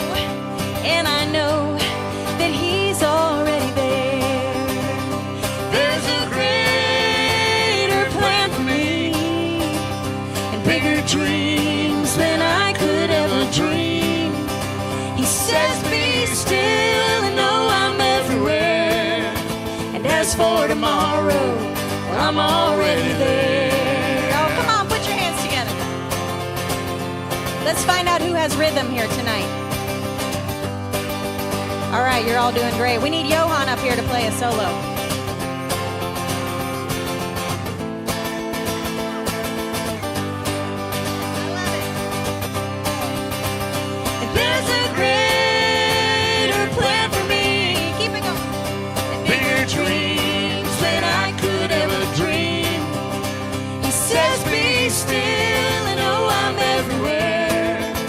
As for tomorrow, well, I'm already there. There is a peace that passes understanding. So just let go, 'cause he's already there. Yeah, just let go, 'cause he's already there. Come on, a big yeehaw. Yeehaw! I love it. Little bluegrass for the evening.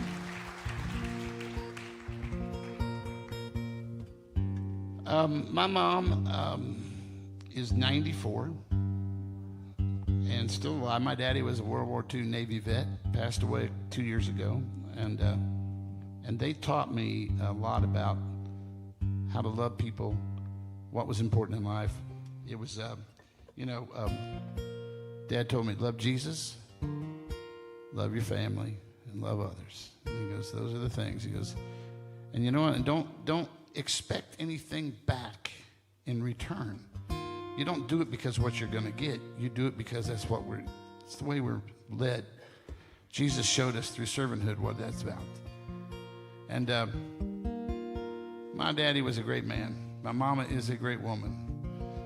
And one of the cool things, I'm trying to tune in and talk at the same time here. Hold on. One of the cool things about my mom is they started the church. I was the first baby born in the church. They were charter members, and I was the first baby. So every time they'd have an anniversary of the church, well, can Brian come home and sing a song? You know.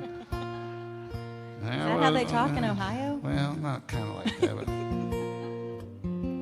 So they had like about 10. It was like 6 couples, about 10 to 12 people, and that was the charter membership of the church.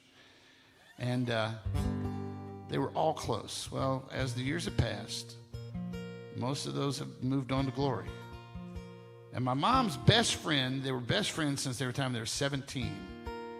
So my mom's 94 and she's 97. So you're looking at 80 years of best friendship. When they did everything together, so much so that when they went into the retirement center, they all went into the retirement center together. And my mom would call her best friend, her name was Daphne. And she called her Old Pal. That's Old Pal. And she called about a week ago and said, Old Pal's not doing very good. And Old Pal passed away today. Leaving my mom, the one we all thought would die before all of them. And she's still hanging in there. And it's a beautiful story. And I told Karen, we were driving out here and we got the call, and I said, can't help but feel my mom is just knowing that, she's lonely. My daddy's gone. All of her friends are gone. And here she is. And I am so thankful that I had that time and those moments with my parents. And you can't get that back. I was in a funeral service here not too long ago. One of my dear friends had passed. About a month ago, I was in another funeral service. One of my buddies that passed from cancer. And I'm like going, wow, I'm just about over going to funerals. And I remember talking to my buddy who was, he had 38 #1 songs in Christian music, okay? That's a lot. They give you a plaque when that happens. We call it wall jewelry. It's almost like he had to build another wing on his house for all his wall jewelry. He had Dove Awards. He had gold and platinum records.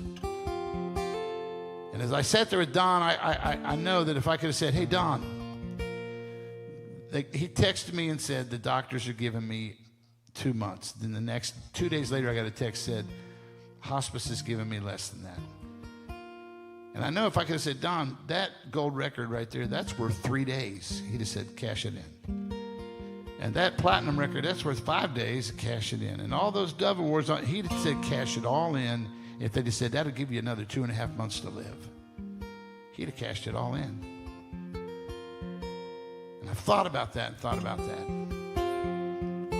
What is important in our life? What are we striving for? And I said, you know, the one thing he said, he goes, they're saying that my time is short. He goes, but God is good. And I was like, wow, I want that. I want that in my heart. I want to know that I've lived it to the fullest for the Lord. We wrote this song. Maybe it'll hit home.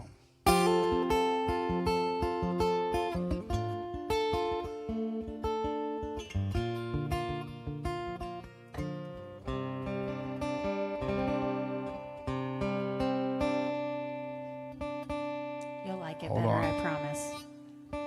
If it's in tune.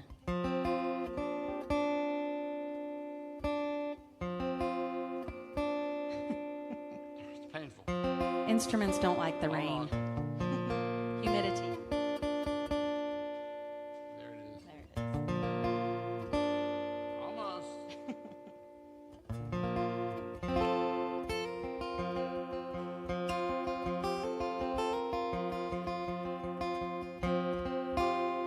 I'm sorry. That's going to drive me crazy. It might not drive you crazy. It'll drive me crazy.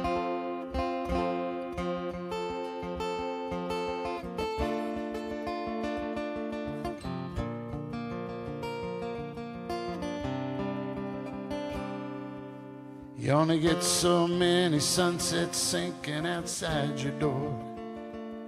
You only make so many memories till you can't make no more. Missing out on all that living is something that you can't afford. If you want to look back on a life you wouldn't take $1 million for. So when's the last time you found 5 minutes crumpled up on the street? Poured a little cash in the hourglass and bought you back 1 week.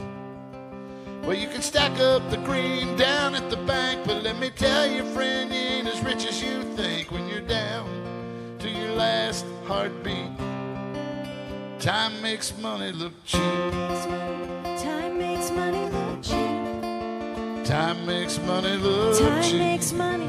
Time makes money look cheap. If a friend calls up, says he needs to talk, I'm listening.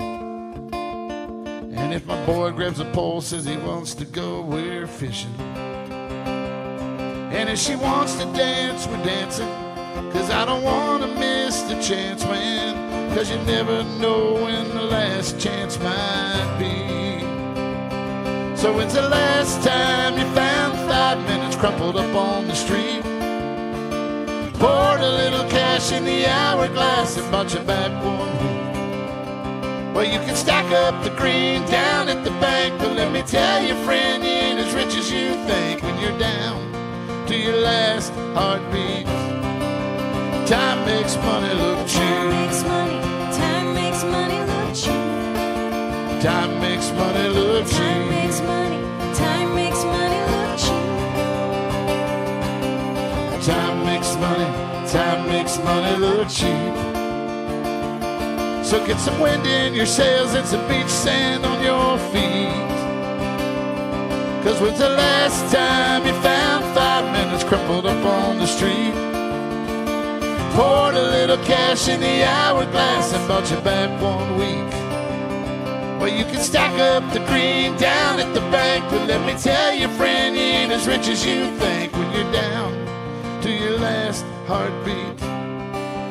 Time makes money look cheap. Time makes money. Time makes money look cheap. Time makes money look Time cheap. makes money. Time makes money look cheap. Time makes money. Time makes money look cheap. Time makes money. Time makes money look cheap.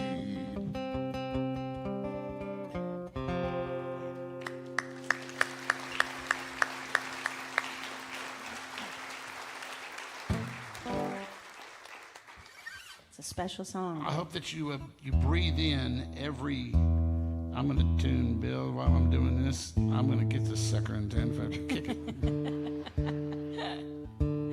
It's funny. Instruments are finicky. They're like... This says that's in tune. I'm telling you, rain and instrument. Rain and guitars. Okay. That feels better. All right. So, how crazy can I get tonight? How many would like to hear a redneck song recorded by Trace Atkins? No, wait, I got to hear that again. How many would like to hear a redneck song recorded by Trace? I only do that so that way afterwards I can say, you asked for it. So when you do a Trace Atkins redneck song, you go... Uh-oh, we're dropping the D. You drop that D. So, I wrote this on a writing retreat. Now, what is a writing retreat, you may ask? Well, that's when they send, your publisher pays to send you out to Montgomery Bell State Park, and they put you all in cabins, and there's about 30 of you, and they say, get in a room and make some stuff up and make us some money. So I was signed to the gospel division of BMG Music, which is downtown, and this particular retreat was all the BMG people from Denmark and London and LA and Georgia. And they had heard one of my songs, and the guys down the country said, we'd like you to go write at the country retreat. And I was like, what am I doing there, God? I'm praying. I'm having to come to Jesus with Jesus on the way there. I'm like, I don't know, man. These are all beer-drinking, hell-raising redneck boys and girls. And it was like the Lord said to me, Brian, just go be light. So I went down to my publisher, my head of my publishing company, and I said, hey, they want me to go to this country writing retreat. And he goes, oh, you're going. He goes, ain't never had anybody invited from the country. It's a gospel division. So I got there, and that first night, man, we're all standing around this big lodge, and they're introducing all these guys with all these smash hits. And here's Peter Vint from BMG Denmark. Woo! And here's Blair McKeegan from BMG London. Yeah! Craig Wiseman from BMG Nashville. Yeah! Brian White, gospel division. Why don't you just put a target on my chest right now? I can see every redneck in that place going, I don't want to ride with that guy. He'll just start preaching at us or something. So the last day, Craig Wiseman, didn't even know who that name is. I'm going to give you he's probably had about 40 #1 songs in country music, songs like Live Like You Were Dying and The Good Stuff, and the list goes on. Kenny Chesney's catalog. And Craig is a big old boy, and he's a redneck. And they go, okay, here's the last day, and here's who's writing last day. They kind of send you off into a room. They go, Blair McKeegan from London, and he's like, oh yes. And they go, Brian White, gospel division, yes. And they go, Craig Wiseman, and I'm like, oh my gosh. I'm getting in the room with Craig Wiseman. No way this is getting ready to happen. So the whole way down to this cabin, we're in cabin 13. And we're walking down there, and I'm thinking, oh, God, just don't let me suck. Just give me something cool that I can say. You know, this is my first time to write with Craig, and he was riding on a big song called Young by Kenny Chesney at the time. And everybody wanted in the room, and I was in the room. So I walk in, and Craig's sitting there with his guitar on him, and he's a big old boy, and this is how he sounds. He goes, well, gospel guy, what are we going to write today? I don't think we're going to write softly and tenderly. And I'm like, no. I said, but maybe we could write like rough and ready. He goes, I like that. What do you reckon that'd be about, Brian? That's how he said my name. So now I'm just thinking, all right, he likes the idea, so come on, man. And I said, well, it's probably about some old redneck boy that he's got an old rusted out truck with primer and rust on it. Yeah, he does. I said, I bet he's got like an Earnhardt sticker on the window. Oh, yeah. I said, and I bet it's got straight pipe roar. Oh, and all of a sudden London goes, excuse me, but what is straight pipe roar? So we explain it to him. And then Craig grabs the guitar and he starts going, keep going, Brian. I'm thinking, come on, God, give me some more redneck stuff. I said, well, I'll bet he's got scarred up knuckles from working on that truck. Oh, yeah. I said, and I bet he's probably got like a Mac belt buckle. Oh, yeah, Brian. And maybe he's got a skull ring in his back pocket. Oh, yeah. Excuse me. But what is a skull ring? So Craig looks over at London and he goes, oh, man. So he explains what a skull ring is. And he grabs the guitar. Now he's like, oh, let's get this going. Keep going, Brian. I'm out. Man, I've exhausted my redneckisms. And all of a sudden, London goes, ooh, wait, I think I've got something. So Craig looks over at him and goes, bring it, London. He goes, how about he's got some tattoos on his arms?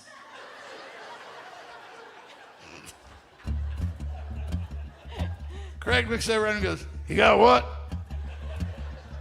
He's got some tattoos. Tattoos?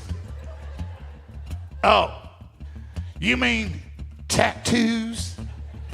Yeah, yes, he's got some tattoos. Craig looks at me, grabs his guitar. He looks over and he goes, you know, brother, sometimes the ball don't fall on your side of the net. Why don't you just sit there and follow us to the bank? And he's like, okay. And he did. So we wrote this song at that retreat. It went on. We got home on a Monday. On Tuesday, Trace Atkins heard it, said, I'm cutting that. On Thursday, they went in the studio. It was my first country cut, and then it became my first country single. Now, here's a little caveat to this whole thing. I was the worship pastor at my church at the time. And Craig he put a couple cuss words in it. And I was like, hey, Craig, you think maybe we don't put those cuss words in there? And he looks at me and he goes, you know, Brian, sometimes you just gotta cuss. I'm like, oh man. So this is back when they were selling records. The first 300,000 records that went out had the cuss words in it. And that Sunday, I'm standing on stage leading worship, and my pastor walks up and goes, we're so excited about our pastor, Brian. He got a song recorded by Trace Atkins. Everybody go out and buy that record today. And you're like, I'm like, no. When they got ready to take it to radio, they called and said, hey, we need to change some of the lines in there. And I'm like, thank you, Jesus. And they go, yeah, Trace didn't wear Wranglers, he wears Levi's. Anyway, this is the PG version right here, and this is the big old redneck anthem. Thank you, Trace Atkins.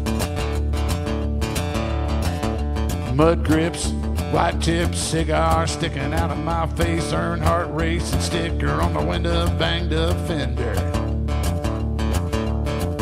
A 4x4, straight pipe, a roar, primer and rust all over the door, scarred up knuckles, a Mac, a belt buckle, a white t-shirt, ain't afraid to work, got a one of you looking at pretty boy smirk, cold beer, high wings, Wrangler, skull ring, get just what you see, gun rack, ball cap, won't take no crap, ain't a pretty boy toy, I'll rock you steady, rough and ready. Yeah, I'm rough and ready. Work boots, one blue suit, size too small, don't wear it at all, unless somebody kicks or gets hitched. Either way, it makes me itch. Well, I'm up with the sun, off on the run, making money, cause I wanna have fun. 5 o'clock whistle, off like a missile. I got a hot date, a girl named Kate. Thinks I'm cool cause I shoot straight. Ain't one thing about her fake. Long and tall, and she goes great with cold beer, high wings, Wranglers scoring, get just what you see. Gun rack, ball cap, won't take no crap. Ain't a pretty boy toy, I'll rock you steady, rough and ready. Yeah, yeah, yeah, I'm rough and ready. You are who you are, and that's all right by me. But I am who I am, and that's all I can be. I like cold beer, hot wings, Wranglers scoring, get just what you see.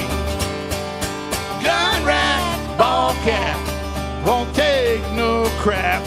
Ain't a pretty boy toy, I'll rock you steady, rough and ready. Yeah, yeah, yeah, I'm rough and ready.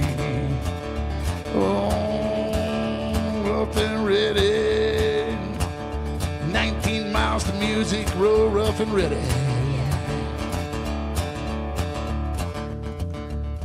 Well, excuse me, but do you have a license to carry that gun in that gun rack? You got a license to ask stupid questions.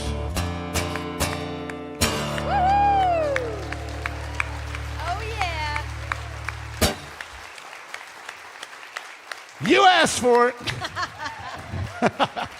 Well, we got 2 more songs we're going to do, and then we're going to let you all get out of here. And I do want to say thank you to Ronnie and the crew and everybody that has made us a part of this event. And you know what is so cool is that you all are supporting live music, and that is, for songwriters, it's amazing.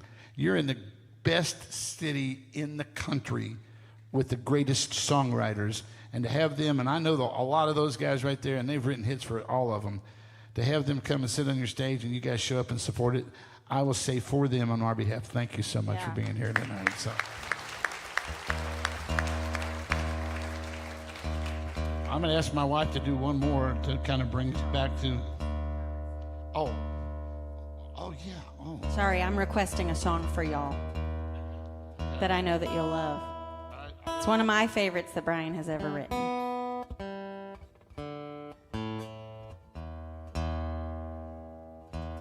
going to tune. I don't have to use a capo. That's the good news. Okay, well, I'll do this one, and then we got one more, and we'll be done. Okay. I do want to say, if you're interested, we did bring some stuff, and our merch tonight is Actually, there's some CDs. I brought some of Karen's CDs as well. CDs are those things that you used to put inside the little... I know. They came after the big black things. Well, there was a little square thing in between. And then there was an 8-track. Well, you that didn't even too. know about that, so I'm sorry. But our merch, and then we have a lyric for these next 2 songs that were printed out.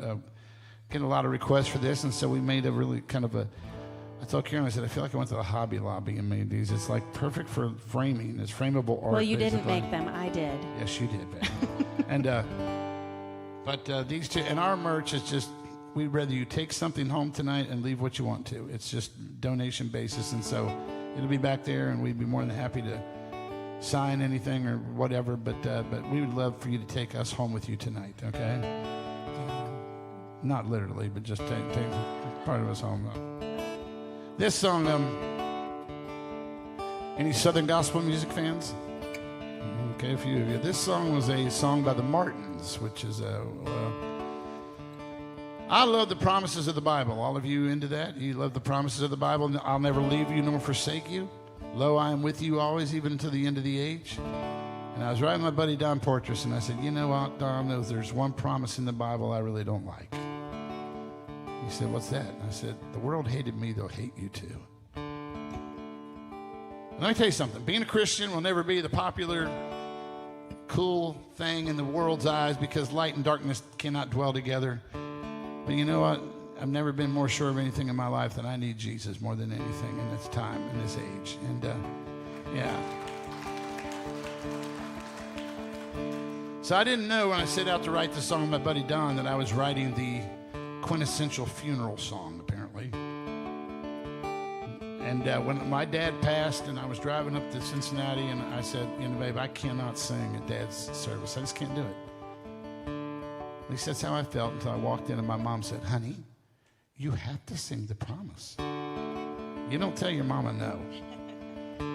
So this song went on. It was a Dove Award-winning Song of the Year, and it was a big #1 for me. And that is so cool. But what's way cooler to me is the people that I've gotten texts from and emails from over the years to say this song walked me through some dark times. I never said that you wouldn't. Sorry? That's why I pulled him up. Hold on. I said, I never said that I would give you silver or gold, or you wouldn't face the fire, have to shiver in the cold, but I did say you'd never walk through this world alone. And I did say, don't make this world your home.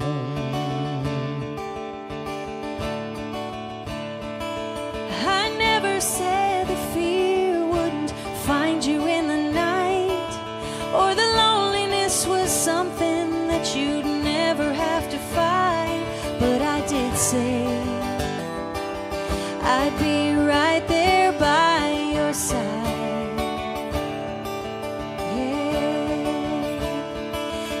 Did say I'll always help you fight, 'cause you know I made a promise that I intend to keep. My grace will be sufficient in your every time of need, and my love will be the anchor that you can hold on to. This is the promise, this is the promise I've made to you.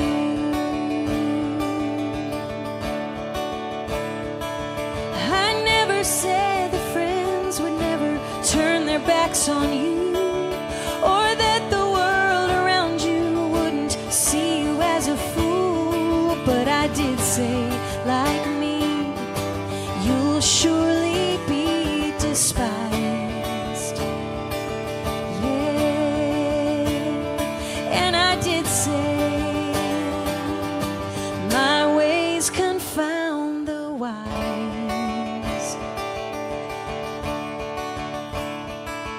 I never said you wouldn't taste the bitter kiss of death, have to walk through chilly Jordan just to enter into rest. But I did say I'd be waiting right on the other side.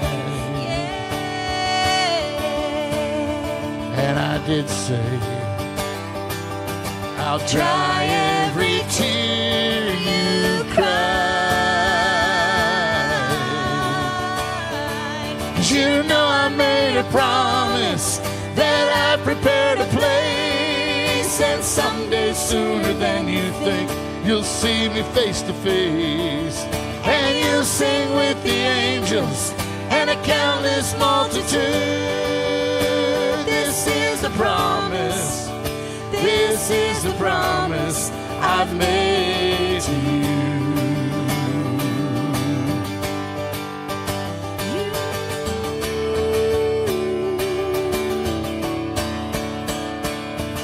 So just keep on walking, don't turn to the left or right, and in the midst of darkness, won't you let this be your light, that hell can't separate us, and you're gonna make it through.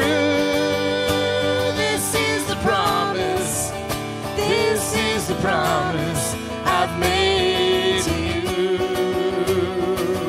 Oh, this is the promise. Oh, this is the promise I've made to you.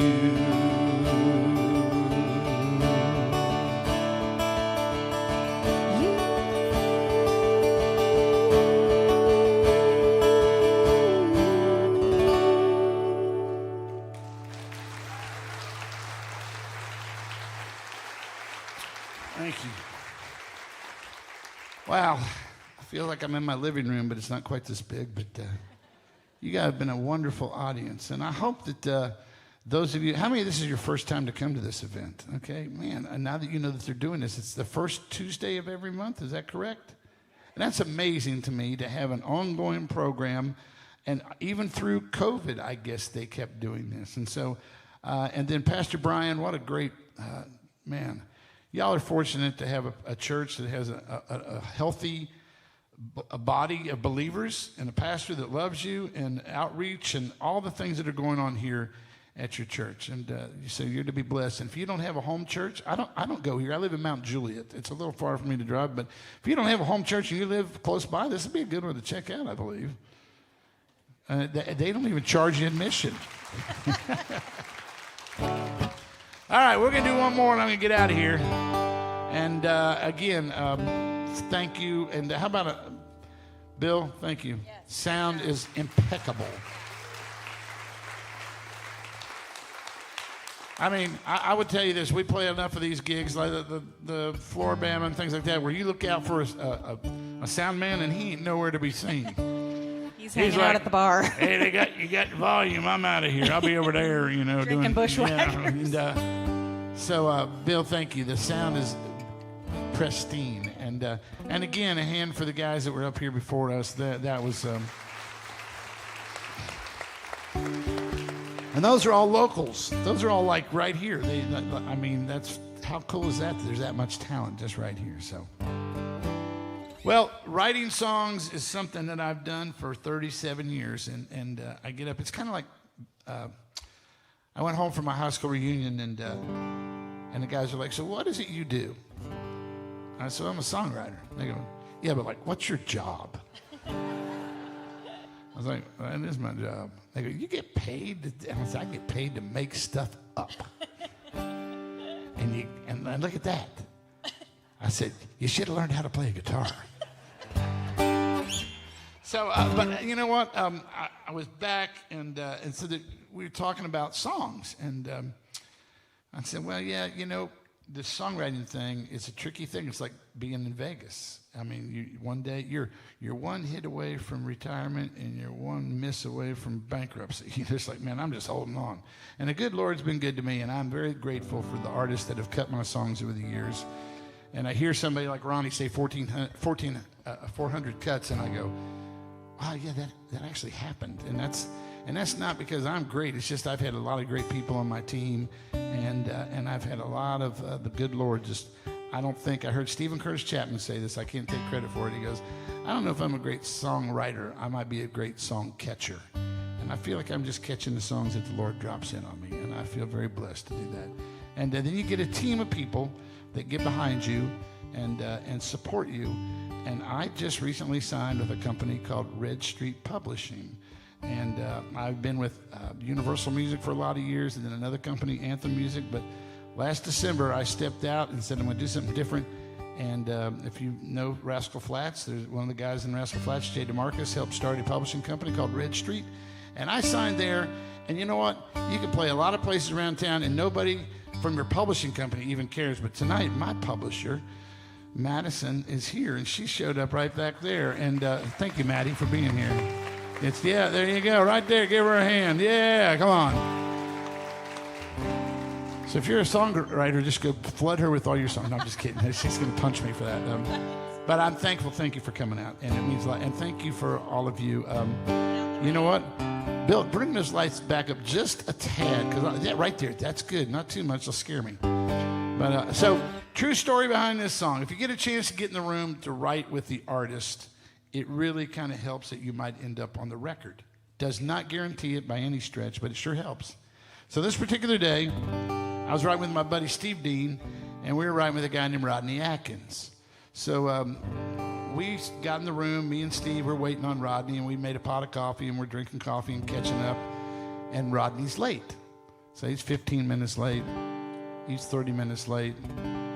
He's an hour late. But here's the rule. When you're writing with the artist, if the artist is late, you wait, because this is your chance, man. So I'll tell you how late he was. 2 pots of coffee and 3 trips down the hall, okay? And finally, he comes walking in. He goes, guys, I'm so sorry, man. He goes, but on my way in, I got a call from the preschool, and they said they needed to talk to me about my son. They called him into the office. And I was like, dude, your kid is 4. What is he doing? And so at the time, Rodney had a big hit out on country radio song. If you're going through hell, keep on going on slow. Don't get excited. I didn't write that. Wish to have. But I wish you did. Yes.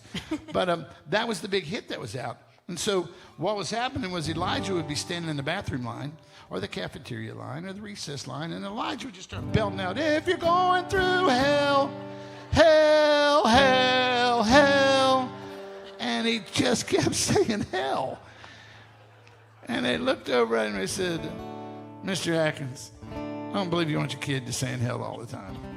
And so Rodney's looking at me and Steve, he goes, man, I don't get it. Why is he doing that? And I said, well, dude, he's doing what you do. He wants to be like you, man. He's listening to you and he's watching you, man. And he goes, oh, we should write that song. Man, I've never been more glad that I liked coffee. And I stuck around and we wrote this, and some of the cool things, this went on to be a 5-week #1 for me, and it was Song of the Year. But here's what's cool. Country Radio last fall named the top songs of the decade. And this was the most played song of the decade by Country Radio. And in their top 100 greatest country songs of all time, this came in at number 37. And that doesn't sound like a lot, except for Mamas Don't Let Your Babies Grow Up to Be Cowboys with 36. So me and Willie Nelson are pretty tight. Well, look at it. So I'll leave you with this one here, okay? And I got to go shoe shopping. Come on, girls. Thank you. Driving through town, just my boy and me. Happy Meal in his booster seat, knowing that he couldn't have the toy till his nuggets were gone. A green traffic light turned straight to red. I hit my brakes and mumbled under my breath. His fries went a-flying and his orange drink covered his lap. But in my 4-year-old said a 4-letter word, started with S, and I was concerned. And I said, son, now where'd you learn to talk like that? He said, I've been a-watching you, Dad, ain't that cool? I'm your buckaroo, I wanna be like you and eat all my food, grow as tall as you are. We like cowboy boots and camo pants, yeah, we're just alike, ain't we, Dad? I wanna do everything you do, so I've been watching you. Well, I got back home and I went to the barn, bowed my head, prayed real hard, said, Lord, please help me help my stupid self. Well, this side of bedtime later that night, turning on my son's Scooby-Doo nightlight. He crawled out of bed and he got down on his knees. He closed his little eyes, folded his little hands, spoke to God like he was talking to a friend. And I said, son, now where'd you learn to pray like that? He said, I've been a-watching you, Dad, ain't that cool? I'm your buckaroo, I wanna be like you, eat all my food, grow as tall as you are. We like fixing things and holding Mama's hand, yeah, we're just alike, ain't we, Dad? I wanna do everything you do, so I've been watching you. With tears in my eyes, I wrapped him in a hug, said, my little bear, he's growing up. He said, but when I'm big, I still know what to do. All right, 19 Miles, you guys want to sing a little bit? If you know this, help me out. Cause I've been watching you, Dad, ain't that cool? I'm your buckaroo, I wanna be like you and eat all my food, grow as tall as you are. Come on, put your hands together now. By then I'll be strong and Superman will be just alike, won't we, Dad?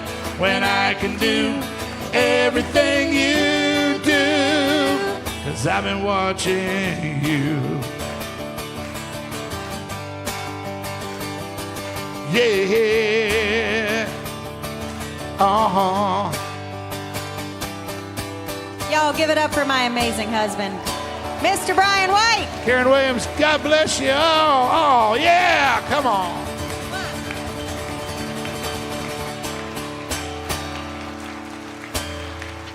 Thank y'all. Brian White, ladies and gentlemen. But his prettier half, Miss Karen Williams. Thank y'all so much for coming. Thank y'all for coming. This is a great crowd. Did y'all enjoy Brian? Come on. Hey, Brian, I've got a story about Rodney Atkins. Okay. Do I want to hear it? Yeah. Okay, come on. Did you know this? So Rodney grew up or lives where I grew up. Oh, Did you know that? No. I Baxter did not. area. Yeah. I played church softball league with Rodney before he hit it big. You were that close. I know. I could have wrote that song. Brian, thank you so much for coming. I did want to give you a new hat. I think he's earned a hat, don't you? Yeah. I love hats. My business manager came to our house one day and said, there is a stoppage of any more hats in your house.